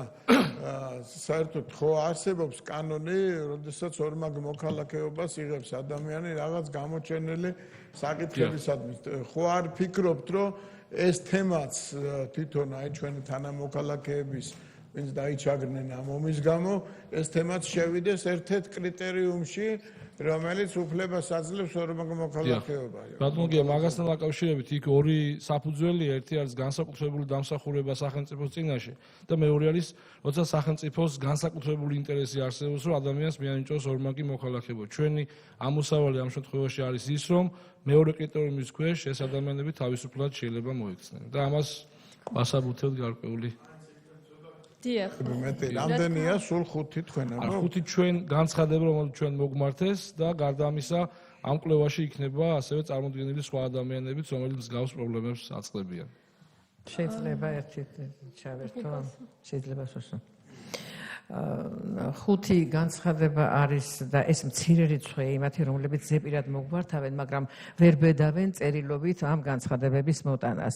მე ძალიან ბევრჯერ მქონდა შემთხვევა, ბოლოს შემთხვევას მოგახსენებთ, არეშფენის მკვიდრი, რომელიც არის დაბადებული არეშფენაში, იქ ცხოვრობს, მუშაობს, მეუღლე მასწავლებელი გახლდათ არეშფენის სკოლისა, წავიდა შვილებთან სანახავად ვლადიკავკაზში. შესაძლებელია იქიდან ცხინვალშიც, ახლა ამას მე ვერ დავაკონკრეტებ. როდესაც მობრუნდა იქიდან საზღვარზე, ჩამოართვეს ის პასპორტი, მოქალაქეობა ჰქონდა საქართველოს, ესეც ჩამოართვეს და არ შემოუშვეს. მეუღლე მომართა მერე, რომ აი ესე ჯემალი არ შემოუშვეს და რა ვთქვათ, მე გავარკვე შერიგებისა და სამოქალაქო თანასწორობის სამინისტროს დავუკავშირდი, ისინი კონტრდაზვერვის ჯგუფს დავუკავშირდნენ, მას კავშირები აქვს იქით და ამიტომ ვერ შემოუშვებთ. კავშირი აქვს და ლოცვილო შვილი იქ სწავლობს. ოჯახი გაყოფილია ორად. ესენი აქ მუშაობენ და არსაწასვლა არ უნდა და თქვენ ამ კავშირს უგრძალებთ, შვილთან კავშირს. და ასეთი არის ჩემთან მაგალითად ერთი 20-25 ადამიანი, რომლებიც ასე მე შემდეგ ახლა ამას რა ცუდი შედეგი მოხდა. ცოლსაც ჩამოართვეს საქართველოს მოქალაქეობა, რაგი მეუღლე ეჭმიტანილი იყო რიგ კავშირი ჰქონდა და გაანდება სკოლაში მუშაობას თავი, იმიტომ რომ ხელფას ვერ აიღებდა როგორც არა მოქალაქე და წავიდა ეს ოჯახი. ფაქტობრივად ეს ოჯახი გაძევებულია დღეს აქედან. და ასეთი ფაქტები რომ არ გქონდეს, ამისთვის დახმარებას ვითხოვთ, რაღაცნაირი მექანიზმი შემუშავდეს აქაც, რომ ეს მოქალაქეები, რომლებიც ჩვენები არიან, აი ზუსტად გეტყვით ამ ოჯახზე, რომ ესენი არიან ადაპტირებული, აღარ არის ლაბარაკი ახლა აქ, რომ ესე იგი რაღაცა გარკვეული საქმიანობა თავისთავად აკავშირებთ აქ ოჯახი აქვს, სახლი, კარი და ასე შემდეგ და არცაც ასვლა არ უნდა და ცუდად ხდებიან. დიახ. და აი ამ საკითხზე რა თქმა უნდა მართებს რაღაცა საგანგებოდ ალბათ აქვს სამწუხაროდ აქვს. ესე იგი ჩვენ ბატონო მახას უკაცრავთ. ესე იგი ჩვენ არ უნდა დაველოდოთ მაშინ ხო მოხსენებას და კვლევას. ამ საკითხებში შუალეს ეპერი მოხსენებაა თუ წერილობითი მოხსენებაა ძალიან გთხოვთ ახლა შიშზე ნუ ვილაპარაკებთ, იმიტომ რომ მე პერიოდი მახსოვს, ომის წინა პერიოდი, ომის შემდგომი პერიოდი, რაღაც საკითხები იყო ობიექტურად შესაძლებელი და უამრავი ადამიანი დღეს ვინც ხმამაღლა და ვაჟკაცურად საუბრობს, მაშინ ვერ ბედავდა შიშის ფაქტორი ადამიანში არსებობს და მოდი ნუ დავზრახავთ უფალმა განიკითხოს.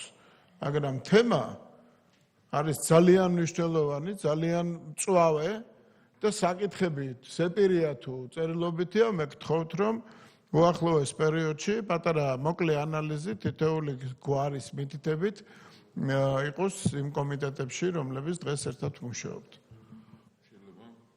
გავაგრძელო ბატონი გიას მოსაზრებას, ესე იგი, მაშინ ასე გავაკეთოთ რა, რომ პირდაპირ საქმეზე გადავიდეთ.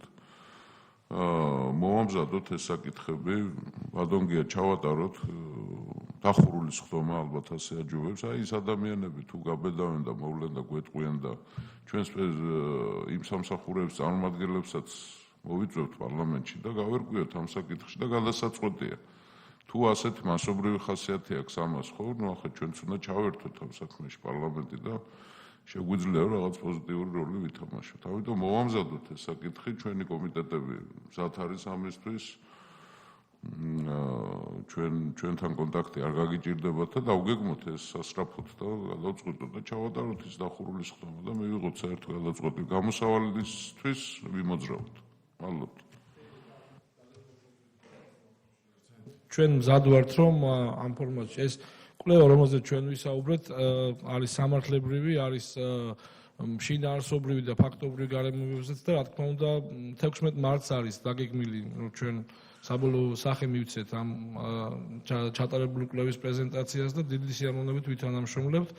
თქვენც მოგიწევთ და დახურულ რეჟიმში ცოტათაც ჩატარდება, შეგვიძლია ასევე ის ინფორმაციას მოგაწოდოთ, რომელიც მნიშვნელოვანი იქნება თქვენთვის, რომ მადლობთ, ბატონო ბატონ. მე მაგალითად მაქვს ესეთი მოსაზრება ამასთან დაკავშირებით, რომ გამოიკვეთა, რომ ეს თემა მართლა საჭიროებს შესწავლას და მისასალმებელია ის წინადადებებიც, რომელიც აი ამ თემის აქტუალიზაციასთან არის დაკავშირებული და ამავე დროს ვიდრე დახურულ სხდომას მოვიწოდით, ხوارჯობდა, რადგანაც 16 მარტს არის უკვე პრეზენტაცია სახალხო დამცველის, ის ინფორმაცია იქიდან ავიღოთ. და 16 მარტის ერთ თვეშია ხო ფაქტიურად. ეს ინფორმაცია შემდგომ უკვე ამ ინფორმაციაზე დაყრდნობით შეგვიძლია უკვე ჩვენი კომისიის სხდომა მოვიწვიოთ, განვიხილოთ და შესაბამისად ის სტრუქტურებიც იქნებიან წარმოდგენილი ჩვენთან, რომლებიც დაკავშირებულია ამ თემასთან. თავდაცვა უშიშროების კომიტეტთან ერთად. კი ბატონო. ბატონ გოგის ჰქონდა თუ არ ვცდები. პირველ რიგში მე მინდა ძალიან დიდი მადლობა მოგახსენოთ ამ შეხვედრისათვის. მე ამ შეხვედრის ინიციატორებს მინდა მადლობა უთხრა და ქალბატონ ნაირას, რომელიც ძირეულად ისნობს ამ პრობლემას და ეს ამას ყოველთვის კარგი შედეგი იქნება. ეხლა არ იფიქროთ, რომ მე ავწთი რაღაცა საკითხს, მაგრამ დარბაზში მე ვხედავ ჩემს მეგობრებს აფხაზეთიდან. და არ იქნება ორი გოგული მწყდება, მე რომ ჩვენ შეგვიძლია ბატონო გუბას რომ ასეთივე შეხვედრა შეიძლება ამ მასშტაბის არ იყოს, მაგრამ გავაკეთოთ ისეთი, სადაც ჩვენ აქტიურად მივიღებთ მონაწილეობას და რაღაცა შედეგს გამოიღებს. მე ვიცი, რომ ეს შედარება არ არის ოსურ ეთნოსთან დამოკიდებულებაში, მაგრამ მაინც ვეცადოთ, რომ ეს გავაკეთოთ. აქ არიან ჩემი მეგობრები. ქალბატონულია.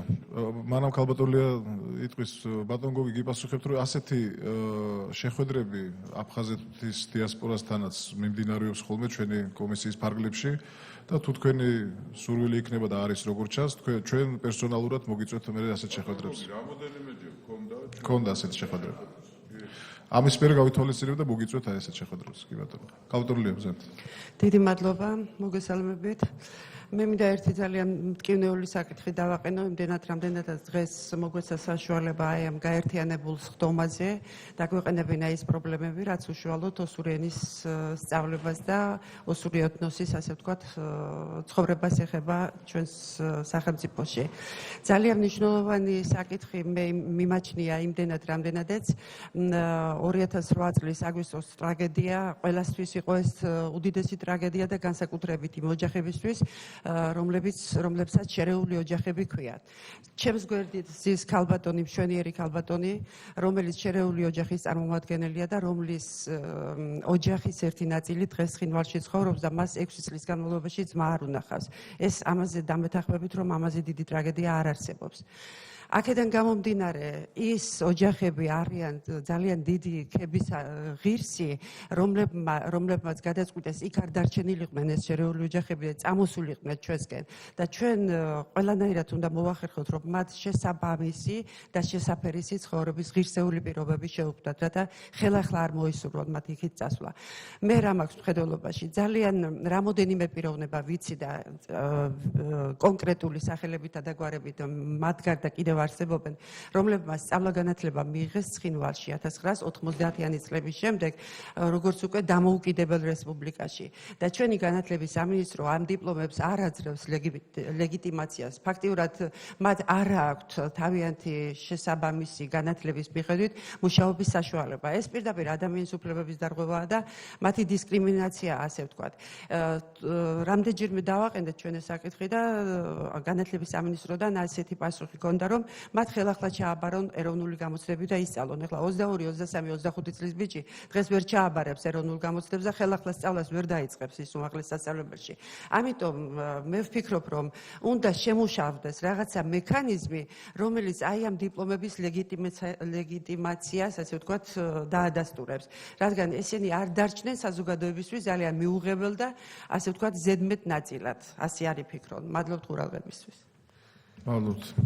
ქალბატონ რუსუდან ამოწურეთ თემა, ხო? თუ არის კითხვები? ამოწურეთ, უბრალოდ მოკლე ბატონი დიე გავიდა, მინდა აღნიშნო ის ფაქტი, რომ არის ისეთი შემთხვევებიც, სადაც ორჯერ თქვა მოქალაქეს უარი, ეს არის ხნიერ პიროვნებებზე საუბარი, ზუსტად კონტრდაზვერვის დასკვნაზე შესაბამისად ალბათ არის რაღაც დრეკატი მექანიზმი საჭირო, რომელიც უფრო ინდივიდზე იქნება მორგებული და არ იქნება საკანონმდებლო ფართო ცვლილების შეტანაზე. დიდი მადლობა.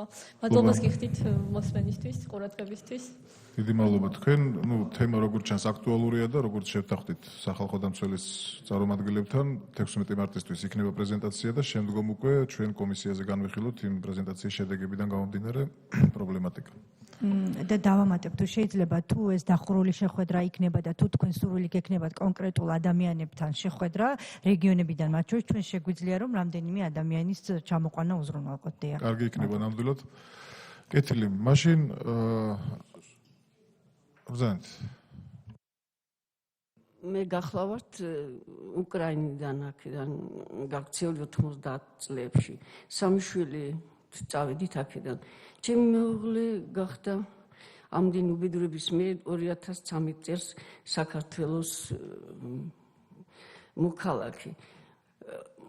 მე დედა ვარ და რაც განიცად ეს შვილებმა ეს ძალიან სუსხვარი.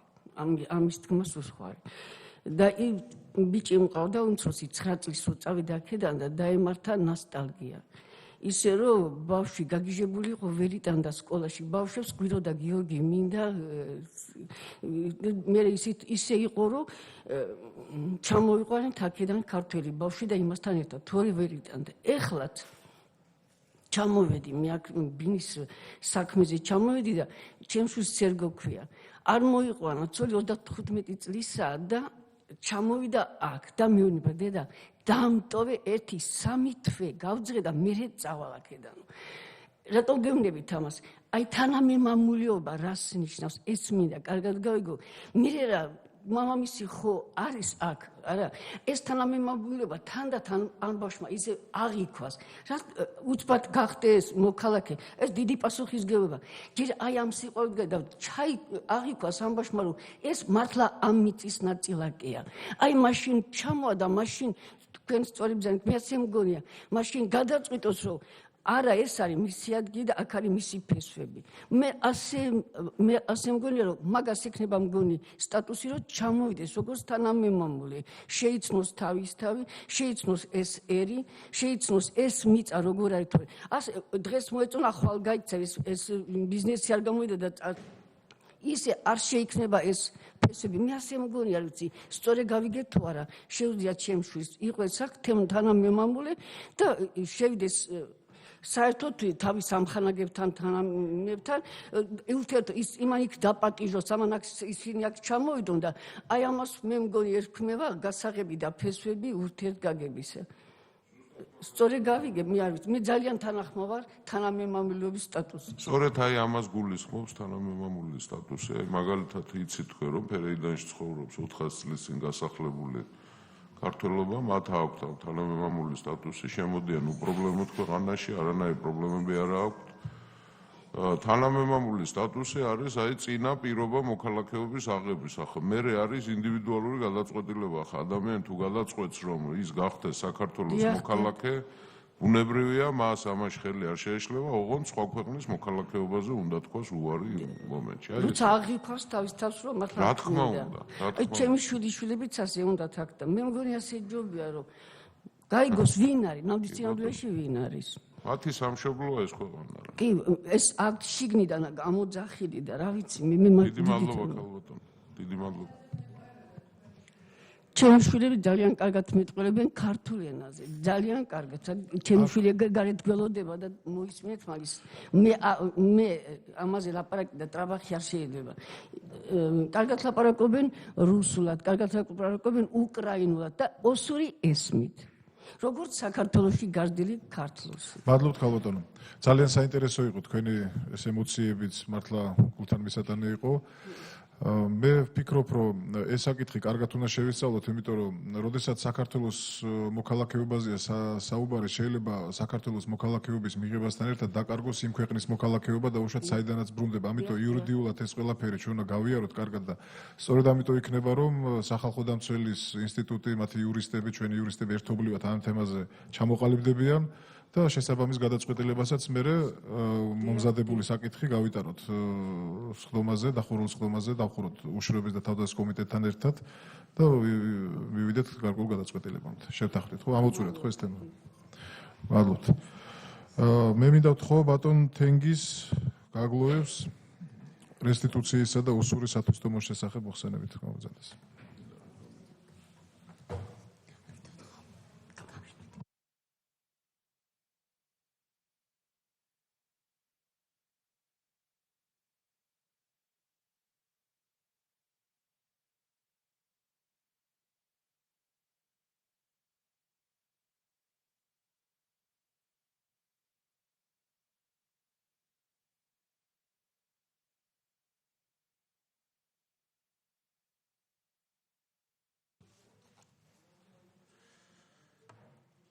Господа депутаты, участники встречи, дамы и господа. Разрешите мне в первую очередь выразить благодарность организаторам и участникам нашей встречи, которая без преувеличения является значительным событием в осетинском обществе, когда впервые за многие годы стало возможным в парламенте Грузии выслушать проблемы и пожелания осетин, проживающих в Грузии. История грузино-осетинских взаимоотношений были заложены еще в глубокой древности. Учитывая это и значимость этих связей, имеется в виду участие осетин как внутри, так и во внешнеполитических событиях Грузии, начиная со скифской эпохи.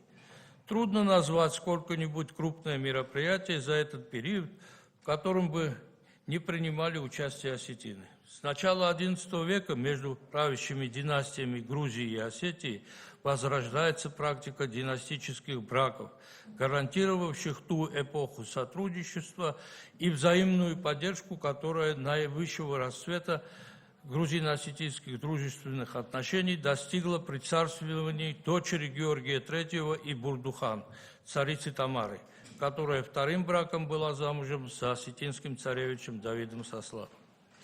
Совместная борьба с внешней опасностью сближала осетинские и грузинские народы, укрепляла дружбу между ними. Лучшие представители наших народов, Илья Чавчавадзе и Костах Этогуров, завещали хранить любовь и дружбу между нашими народами. Полные гнева и сочувствия писал Илья Чавчавадзе о безысходности и трудной жизни горцев осетин. Вся Осетия оплакивала кончину Ильи как своего родного поэта. Одно из лучших своих стихотворений Костах Этогуров посвятил своему другу и общественному деятелю Михаилу Кипияни, в лице которого осетинский народ потерял не только друга, но и защитника и просветителя. Ярким примером для всех может служить дружба двух поэтов – осетина Нафи Джусойты и грузина Хуты Берулава. Вот что написал Нафи после смерти друга. «Мы никогда не афишировали то чувство братства, которое нас связывало, но мы были верны дружеству всегда и всюду. Даже трагическое столкновение наших народов не развело нас и не навязало нам вражду и ненависть. Мы оставались друзьями с мечтой когда-нибудь восстановить между нашими народами добрые отношения на основе подлинных национальных интересов обоих народов». Известные события 89-х, 92-х и 2008 годов имели самые негативные последствия для осетинского населения. В истории Осетии, уходящей вглубь тысячелетий, были периоды расцвета и упадка, но никогда еще угроза физического и духовного опустошения нации не была столь реальной для осетинского населения. Были случаи убийств, похищения людей, присвоения имущества и насилия на этнической почве. В этот период проводились массовые увольнения осетин с работы, тем самым лишая их процесса приватизации. В Грузии были закрыты все осетинские школы, театр, культурный центр в городе Тбилиси. Родину покинули 60 тысяч осетин-беженцев. Исследователям этих конфликтов в будущем еще придется распутать много клубков, чтобы разобраться в подводных течениях и причинах, роли конкретных лиц, приведших к трагедии. За 25 лет противостояния властями страны ни разу не представилась возможность реабилитации пострадавшего осетинского населения, восстановления его имущественных прав и достоинства, что могло бы положительно повлиять на начало диалога. Поэтому считаем целесообразным восстановить справедливость к осетинам, невинно пострадавших в этих конфликтах, которые не выдвигали никаких политических требований и не оказывали вооруженного сопротивления. Одним из первых шагов в этом направлении может стать принятие парламентов или восстановление закона о реституции, дополнив его неучтенными поправками из рекомендаций Венецианской комиссии, а также разработать механизмы его имплементации. Конечно, это очень трудный вопрос и требует больших средств, но мне кажется, что наши друзья на Западе могли бы активно в этом деле помочь.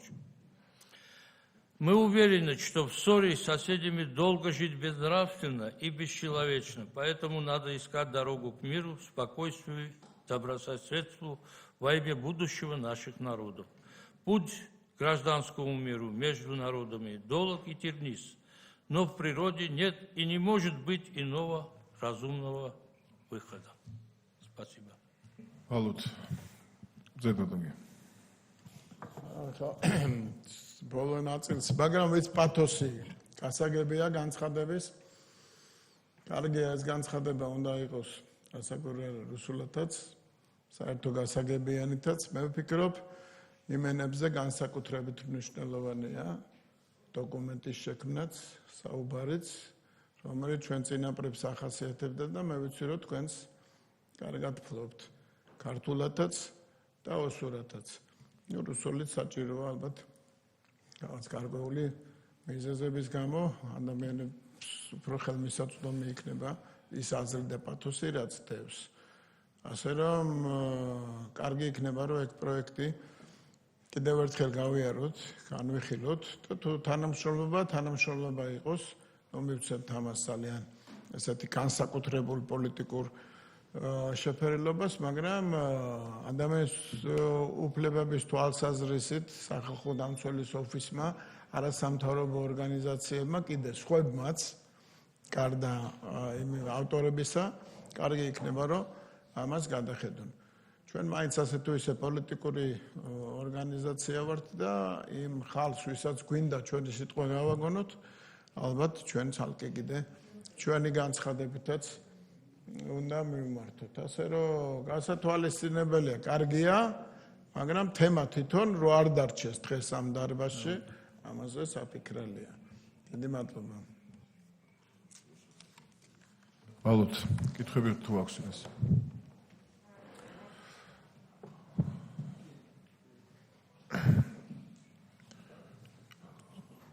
წენთ. დიდი მადლობა ვისარგებლებ შემთხვევით და მოგმართავთ კითხვით თქვენ. მაინტერესებს საქართველოს პარლამენტი და კონკრეტულად კომისია თუ განიხილავს და თუ ფიქრობს რომ მომავალში განიხილოს აი რესტიტუციის შესახებ სახელმწიფო პოლიტიკა. ჩვენ რა თქმა უნდა გვაქვს კანონი, მაგრამ კანონის მიღმა კიდევ რა შეიძლება გაკეთდეს ამ მიმართულებით. გმადლობთ. ასაკვირველია თემა მნიშვნელოვანია, პატარა ისტორიასაც შეგახსენებთ და იმ 16 მარტში რომ უნდა წარმოადგინოთ ანალიზი იქამდეც, მე მგონი ბატონ მარხაზმან, ბატონ გუბაზმანს ძალიან გარკვევით თქვა, რომ 16 მარტს რაც უნდა წარმოდგეს ანალიზი, მე ვფიქრობ, რომ ეს ანალიზი ნოემბერშიც ცნობილი იყო, დეკემბერშიც და სანამ ანგარიშით თანამშრომლობის პერსპექტივას ვხედავ მომავალშიც მე პირადად ალბათ ჩემი კოლეგებიც და აქამდე მოდი რაღაც ურთიერთობის რაღაც ფორმატ შევიმუშაოთ, იცით, სანამ საკითხი გამოდის, თუმეტეს ესეთი მნიშვნელოვანი, წინასწარ განვიხილოთ, რისი გაკეთება შეიძლება, რათა მოხსენება ყოველთვის და განხილვა ნებისმიერი არ იყოს საფუძველი რაღაც პოლიტიკური სკანდალის და უცაბედი რაღაც აფეთქების თემის. ეს პრობლემა არსებობს, სამწუხაროა, რომ აქამდე ვერ მივაქცია ყურადღება, მე პირადად, მაგრამ არსებობს უწყებები, თუნდაც თქვენი უწყება, რომელიც ვალდებული თუ არა, კარგ საქმეს მაინც გააკეთებს, რომ წინასწარ ამ თემის განხილვა დაიწყოს და დავგეგმოთ ერთად. ასე რომ სანამ 16 მარტამდე მივალთ, ჩვენ შეგვიძლია ეს თემა ადრეც გაგვეხილა, შეგვეძლო. და მომავალშიც ესე, რაც შეეხება რესტიტუციის თემას, ზუსტად ესევე არის რჩევა. მოდი დავსხდეთ, საექსპერტო დონეზე შევაფასოთ, დავგეგმოთ და მარტო სხდომისათვის ჩავატარებთ. რა შეიძლება გაკეთდეს, რეზოლუციის როგორ ფორმას ვხედავთ, როგორ პროექტს ვხედავთ რეზოლუციის და ესეთი საქმიანი ურთიერთობა ავაწყოთ, თუ არ ქონია, მოდი აი დღეიდან რესტიტუცია იქნება თუ ეს მოქალაქეობის თემა, განვიხილოთ და გადავწყვიტოთ კომისიაზე როდის, რა ფორმით, ვინ იქნება მოწვეული და თუნდაც ერთობლივი ჩავატაროთ. ვალოთ, ბოდრობას. მე მგონი დასასრულისკენ მიდის ჩვენი შეხვედრა, მეგობრებო და კოლეგებო. ეს ღია სხდომა არის, მიდის პირდაპირ ეთერში, ამიტომ ნებისმიერ ჩვენ განცხადებას აქვს ძალიან დიდი მნიშვნელობა. მე მინდა ორიოდე სიტყვით შევეხო იმ პრობლემას, სამწუხაროდ პრობლემა ქვია ამას, რასაც ქვია ქართულ-ოსური ურთიერთობა. ბატონმა თენგიზმა თქვა, რომ ჯერ კიდევ სკვითებისა და კიმერიელების ეპოქიდან არის ჩვენი ურთიერთობა. რამდენი ხანიც აქვს კავკასიას მეხსიერება, იმ ხნის განმავლობაში გვაქვს ჩვენ ქართველებსა და ოსებს ურთიერთობა. რომ ავიღოთ ბალანსი, თქვათ, მტრობასა და ძმობას შორის, 1:10 არის ძმობის სასარგებლოდ ნამდვილად. ჩვენ ვამაყობთ ჩვენი ისტორიით ქართველები და ოსებიც ასევე ამაყობენ ჩვენი საერთო ისტორიით. ჩვენ უფრო მეტი საერთო გვაქვს ვიდრე განსხვავებული საქართველოს ძნელბედობის დროს ალბათ ერთ-ერთი ყველაზე მნიშვნელოვანი გადამრჩენელი ჩვენი ქვეყნის იყო ჩვენი დინასტია, ბაგრატიონების დინასტია. ეს მე რომ მკითხოთ ალბათ ამ შემთხვევაში როგორც ისტორიკოსი ისე გეუბნებით, იყო სოფლიოში ალბათ ყველაზე უფრო წარმატებული და ენერგიული დინასტია, მე არ ვიცი სხვა დინასტია ამ დაგვარი. და სწორედ ბაგრატიონების დინასტია არის ნახევრად ქართული და ნახევრად ოსური. თუ ჩვენ ვიტყვით, რომ ყველაზე მეტი დედოფალი საქართველოს ვინც გიყავდა, იყვნენ ოსი დედოფლები, ჩვენი ღირსეული ადამიანები, ჩვენი დიდი მეფეების დიდი ნაწილი დედით ოსები იყვნენ. დავით სოსლანი საერთოდ ეს არის მოვლენა ჩვენს ისტორიაში, სამწუხაროდ ნაკლებად დაფასებული ჩვენს ისტორიაში. ძალიან რთული იყო თამარის მეუღლეობის გაწევა და იმ ეპოქაში საქართველოს მესვეურობა. ჩვენ ვიცით ყველამ, რომ ის იყო დიდი მფარველი ქართული კულტურის, დიდი მხედართმთავარი, დიდი მოღვაწე. ამიტომ ახლა ჩვენი ოსი ძმები გვისმენენ ალბათ ქვეყნის შიგნით, ქვეყნის გარეთ თუ არა და ალბათ მოისმენენ კიდევაც, რაზეც იქნება წვდომა. თუნდაც ერთმა რომ მოისმინოს, ეს ძალიან მნიშვნელოვანია. ჩვენ ვაფასებთ ოსების როლს ჩვენს ისტორიაში, ჩვენ ვერ წარმოგვიდგენია საქართველოს ისტორია ოსების გარეშე და ასევე არ წარმოგვიდგენია ჩვენი მომავალი ოსების გარეშე. საქართველოს ოსების გარეშე იქნება ხეიბარის სახელმწიფო ყოველთვის. ასე იქნება ეს. ეს პრობლემა არსებობს, თვლი რომ იმ ხანგრძლივი ათასწლეულების ფონზე ეს მცირეხნიანი არის, სამწუხაროდ იყო სისხლიანი დაპირისპირება, ბევრი რამ მოქმედებდა ჩვენი ბრალია ქართველების, ბევრი რამ არის ოსების ბრალი, ბევრი რამ არის სხვისი ბრალი. თუმცა ყოველთვის საკუთარი თავით უნდა დაიწყო კაცმა. ჩვენ რაღაც შეცდომები დავუშვით. ქართულმა სახელმწიფომ, ქართულმა მხარემ არ არსებობს კონფლიქტი, სადაც 100%-ით ვინმე მართალი იყოს და 100%-ით ვინმე მტკვანი იყოს. საერთოდ ეს ძველი ბერძნული შეგონება არის, რომ ორ მოჭუბარს შორის დამნაშავე ის არის, ვინც უფრო ჭკვიანია. ამ შემთხვევაში ეს ჩვენზე არ ვრცელდება, ქართველებზე და ოსებზე. მე მინდა დავადასტურო ღრმა პატივისცემა დიდი ოსი ხალხის წინაშე. ეს არის ერთ-ერთი საუკეთესო ჩვენი მეზობელი. დიდი ამაგი აქვთ ოსებს საქართველოს გადარჩენაში და მე იმედი მაქვს, რომ მომავალი ქართული სახელმწიფოს მშენებლობაში ოსები იმ ღირსეულ როლს ითამაშებენ, რასაც თამაშობდნენ საუკუნეების განმავლობაში. მე მინდა მივესალმო ყველას, ყველა ოს, ეთნიკურ ოს, საქართველოს შიგნით, საქართველოს გარეთ და მათ უნდა იცოდნენ. ყველამ და ყოველთვის უნდა ახსოვდეთ, მიუხედავად იმისა, რაც მოხდა ჩვენ შორის ამ ბოლო 2000 წლის განმავლობაში, ცოტა მეტი ალბათ. ეს უნდა დავამთავროთ. დავიწყება არის მეხსიერების ჯანმრთელობის თვისება. ადამიანებსაც უნდა ქონდეთ უნარი დაივიწყონ რაღაცები, მით უმეტეს ერებს მოეთხოვებათ, რომ რაღაცები დაივიწყონ. მაგრამ ასევე არ დავიწყებაც არის მეხსიერების ჯანმრთელობის თვისება. ჩვენ უნდა ვიცოდეთ, რომ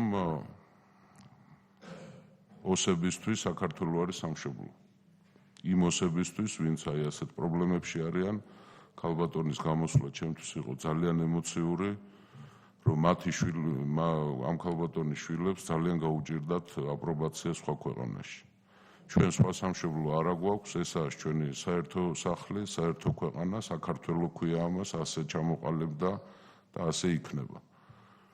და მინდა ვთქვა, რომ კეთილი იყოს ოსების მობრუნება ქვეყანაში, ეს ტექნიკური პრობლემები, რაც ამ ადამიანებთან დაკავშირებით არსებობს, მინდა სწორად გამიგოთ და გაგვიგოთ, როცა სახელმწიფოზეა საუბარი, თუ ჩვენ საქართველოს პატრიოტები ვართ, რაღაცები უნდა მოვითმინოთ, ალბათ გეთანხმებით იმაში, რომ ეს საკითხი პრობლემაა, რასაც ქვია მოქალაქეობის საკითხი, ერთად ვიმუშაოთ, ერთად გადავწყვიტოთ 16-ში ველოდებით თქვენს მოწვევას, თქვენს ოფისში, აუცილებლად გეწვევით.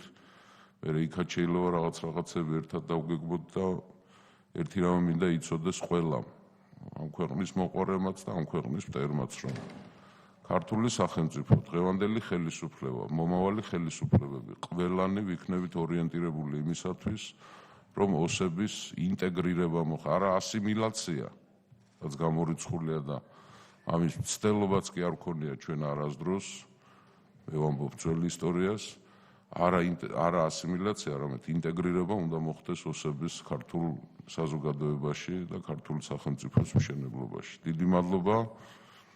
დღევანდელი დღე ძალიან მნიშვნელოვანი იყო და ვფიქრობ, რომ რაღაცებს თუ ვერ გადავწყვეტ დიდი მასშტაბით, რაღაცები დავთესოთ მაინც, რომელიც აუცილებლად მერე რაღაც შედეგს მოგცემს. დიდი მადლობა. მადლობა ბატონო გუბას. ჩვენ შეხვედრას არასამთავრობო ორგანიზაციის წარმომადგენლებიც ესწრებიან, ხო არა გაქვთ სურვილი, რომ ორიოდე სიტყვით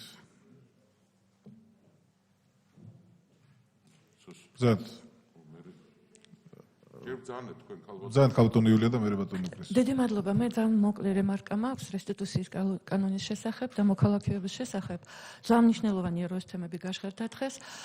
ძალიან დიდი მადლობა ბატონო გოგიო, რომ თქვენ აფხაზეთის საკითხიც დააყენეთ, ეს ჩვენთვის ძალიან მნიშვნელოვანია. თუმცა ჩვენ ორივე რეგიონიდან დევნილებთან მუშაობთ. მე მგონი ძალიან მნიშვნელოვანია, რომ ეს კანონი, რომელიც შარშან 1 მარტს იყო მიღებული დევნილთა იძულებით გადაადგილ პირთა დევნილთა შესახებ, იქაც არის ერთი მუხლი რესტიტუციის შესახებ.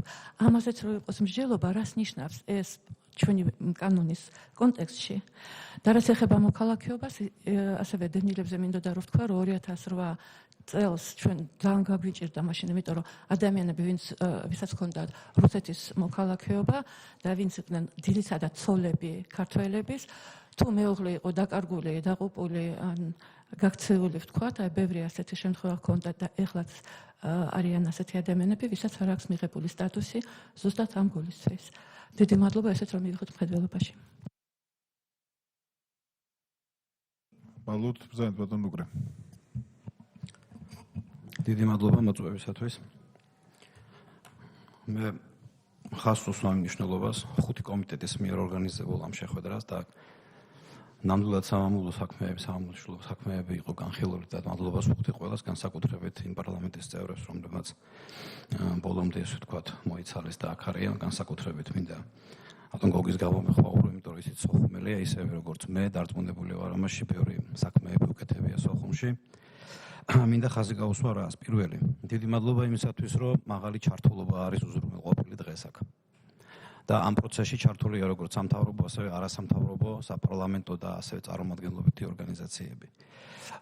საკითხთან დაკავშირებით ალბათ ვისურვებდი, რომ უფრო მომზადებული და დახვეწილი ყოფილიყო ეს ყველაფერი, იმიტომ რომ იყო საკითხები, რომელიც პრინციპში კი იყო დეკლარირებული, მაგრამ რესტიტუციის შესახებ პრინციპში ვერაფერი ისეთი ვერ გავიგე, რაზეც შეიძლებოდა ყურადღების გამახვილება.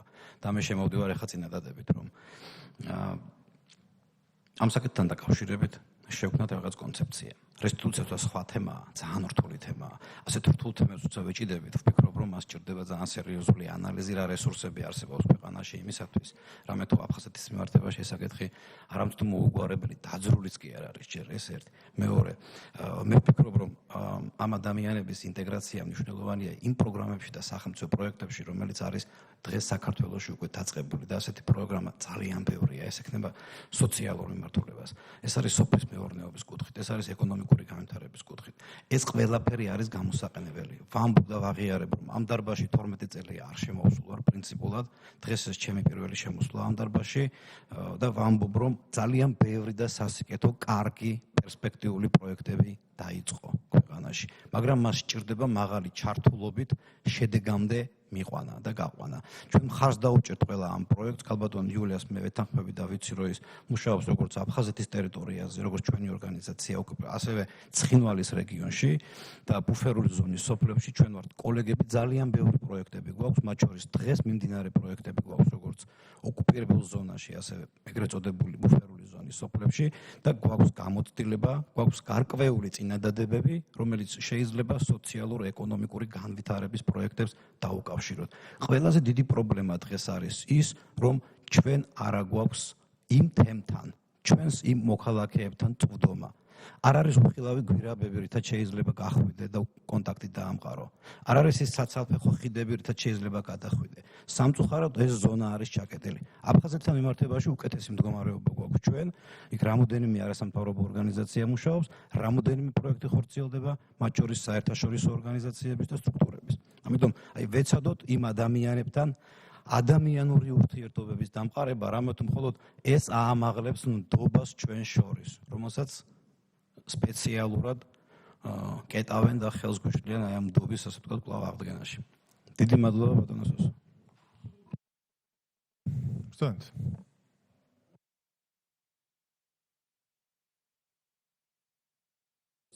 ოსი დედა ქართველი ხალი და არ ვიცი მე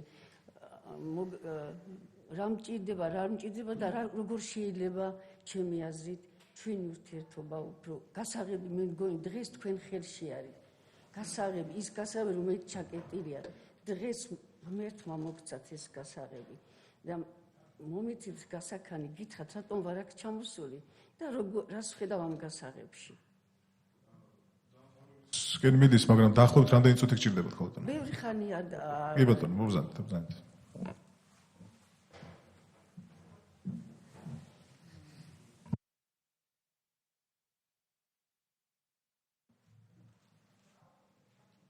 პირველ რიგში დიდ მადლობას ვუხდი ღმერთს რომ დღეს მოხვდი აქეთ ჩემი ერის გვერდით და იქით ჩემი სამშობლოს გვერდით და ამ ორ შორის მე ერთი ვარ სამშობლო მეკითხებოდნენ შენი მშობლიური ენა და გავჩერდი და გამახსენდა ორჯონიკიძე ერქვა მაშინ პატარა ბიჭი როცა აქედან გაიქცნენ 90-იან წელში როგორ ეჭირა ხელში ქართული ენა ლიტერატურა მოწანოფერისა იყო და მაშინ უთხარი უკრაინაში რო იყავი ჩემი родной языки ქართულია მეთქი მაგრამ ჩემი ერი და ჩემი სისხლი ოსურია ჩემი სამშობლო საქართველოა ამიტომ არ ვიცი მე ბედნიერი ვარ რომ მერთმა დიდი გული მომცა და ეს სამი შვილი რომლებიც აქედან წავიყვანე იმ არასოდეს არ უთხარი აუგი თავად ქვეყანაზე ენატრებოდათ ტიროდნენ სჭირდებოდათ მაგრამ დღესაც უყვართ ეს ქვეყანა მე მოვედი ცით რატომ მოვედი დღეს გავიქეცით სამი პატარა ბავშვით დავტოვეთ სახლკარი საქართველოში დავამთავრე პედაგოგიური ინსტიტუტი ფიზიკა მათემატიკური ჩემი მეუღლეც განათლებული კაცი იყო და უმცროსი შვილი ყავდა 9 წლისა უმცროსმა 17 წლის მაშინ დამთავრა მეორე იყო 9 წლის მე-9 კლასში რომ წავედით არ ვიცოდით სად მიდიოდით მოვდით უკრაინაში არ ვიცოდით ეს ქვეყანა არავინ არ ვიცოდით ძალიან ძიმე მდგომარეობა გქონდა მაგრამ დავტოვეთ მოხუცები 91 წელს მოგვიკლეს მამამ თილი მოკლეს 91 წლისვე 12 ნოემბერს ჩემი დედამთილი ჩამოგვიყვანეს ისინი ჩემი დედა და მამა იყვნენ ისინი ჩემი მეუღლე ერთი შვილი ყავდათ და მე 5 დედმამის შვილი ვიყავი ღარიბ ოჯახი და მაგრამ ნიჭიერი ბავშვი ვიყავი და ისინი მეხმარებოდნენ ეგენი იყვნენ ჩემი დედამთილი იქ მოკვდა მე ჩამოვედით ბინის გულისთვის და ბინა გვითხრესო ელიაშვილებმა ჩვენიაო და გაყიდეს ვიღაცაზე როგორც ჩვენ კანონის მოყვარული ხალხი შევიტანეთ განცხადება 96 წელს და მადლობა ღმერთს კეთილსინდისიერი მოსამართლე ზაზა რამიშვილის გამო იმან დაგვიბრუნა და მოგცა ჩვენი ბინაში ცხოვრების უფლება მაგ დღეს საღამოს 5 საათზე მოვიდნენ ჩვენ 5 რიცხვი იყო ღამე მოვიდნენ ელიაშვილი მისი უმცროსი ვაჟი და ის სოგრად ნოზაძე რომელმაც იქ სახლი და გვითხრეს რომ აქედან უნდა წახვიდეთო თორემ ვახტანგის თავი თქვენი თავიც იგორავებს აქო ნუ ჩვენ მაინც და მაინც არ გვეშინოდა იმიტომ ამ სიტუაცია დედა გამოვიდა დედა ჩემი და მუხლი 85 წლის დედა მუხლი მოუყარა იმათ უთხრა დილამდენ გააჩერეთო და დილას ესენი აქ აღარ იქნებიანო დილით მე დედაჩემმა ჩაგვაგონა რომ ესენი სიკვდილის მატარებელი ხალხი წადით აქედან ის პატარა შვილები არ დატოვოთ იქ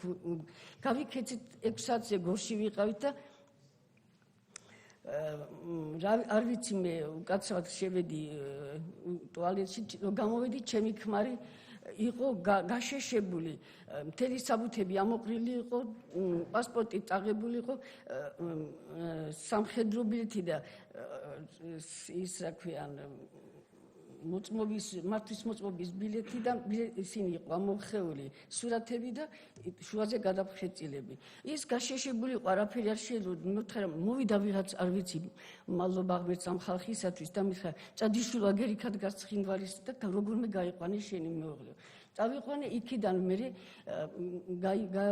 მიკროინფარქტი დაემართა მე იმის მერე დაემართა საშინელი ის ინსულტი ეხლა 2 ინსულტი აქვს გადატანილი 2 ინფარქტი და თვალი დაბრმავდა იქ შვილები ხელში მაკვდებოდა ჩემი ბიჭი არ გაწოდეთ თავს მაგრამ იცით რა მე მაინც გამარჯვებული ვარ იქ 3 ოჯახი არის 3 ქართული ოჯახი მაკასი ეკასი და სერგოსი 3 ქართულად მოლაპარაკე ჩემი შვილი სამედიცინოზე სწავლობს აქ გამოგზავნეთ აქ პირველი კლასი გაიარა რომ ქართული არ დაავიწყდეს მე ამ მიწის წინაშე როგორც ქალი როგორც დედა როგორც და როგორც შვილი მართალი ვარ მე რა რომ გავიარე ეს ყველაფერი მე ამის მერე მაგათ ეხლა ჩემი ქმარი გახდა საერთოდ უუფლებო არავინ აღარ იყო არ საიდან არ შეიძლება მაგისტრის საბუთების გაკეთება რა არ გავაკეთეთ მაგრამ არ შემელრო არ გამოსულიყავი უდიდეს მადლობას უცხადებ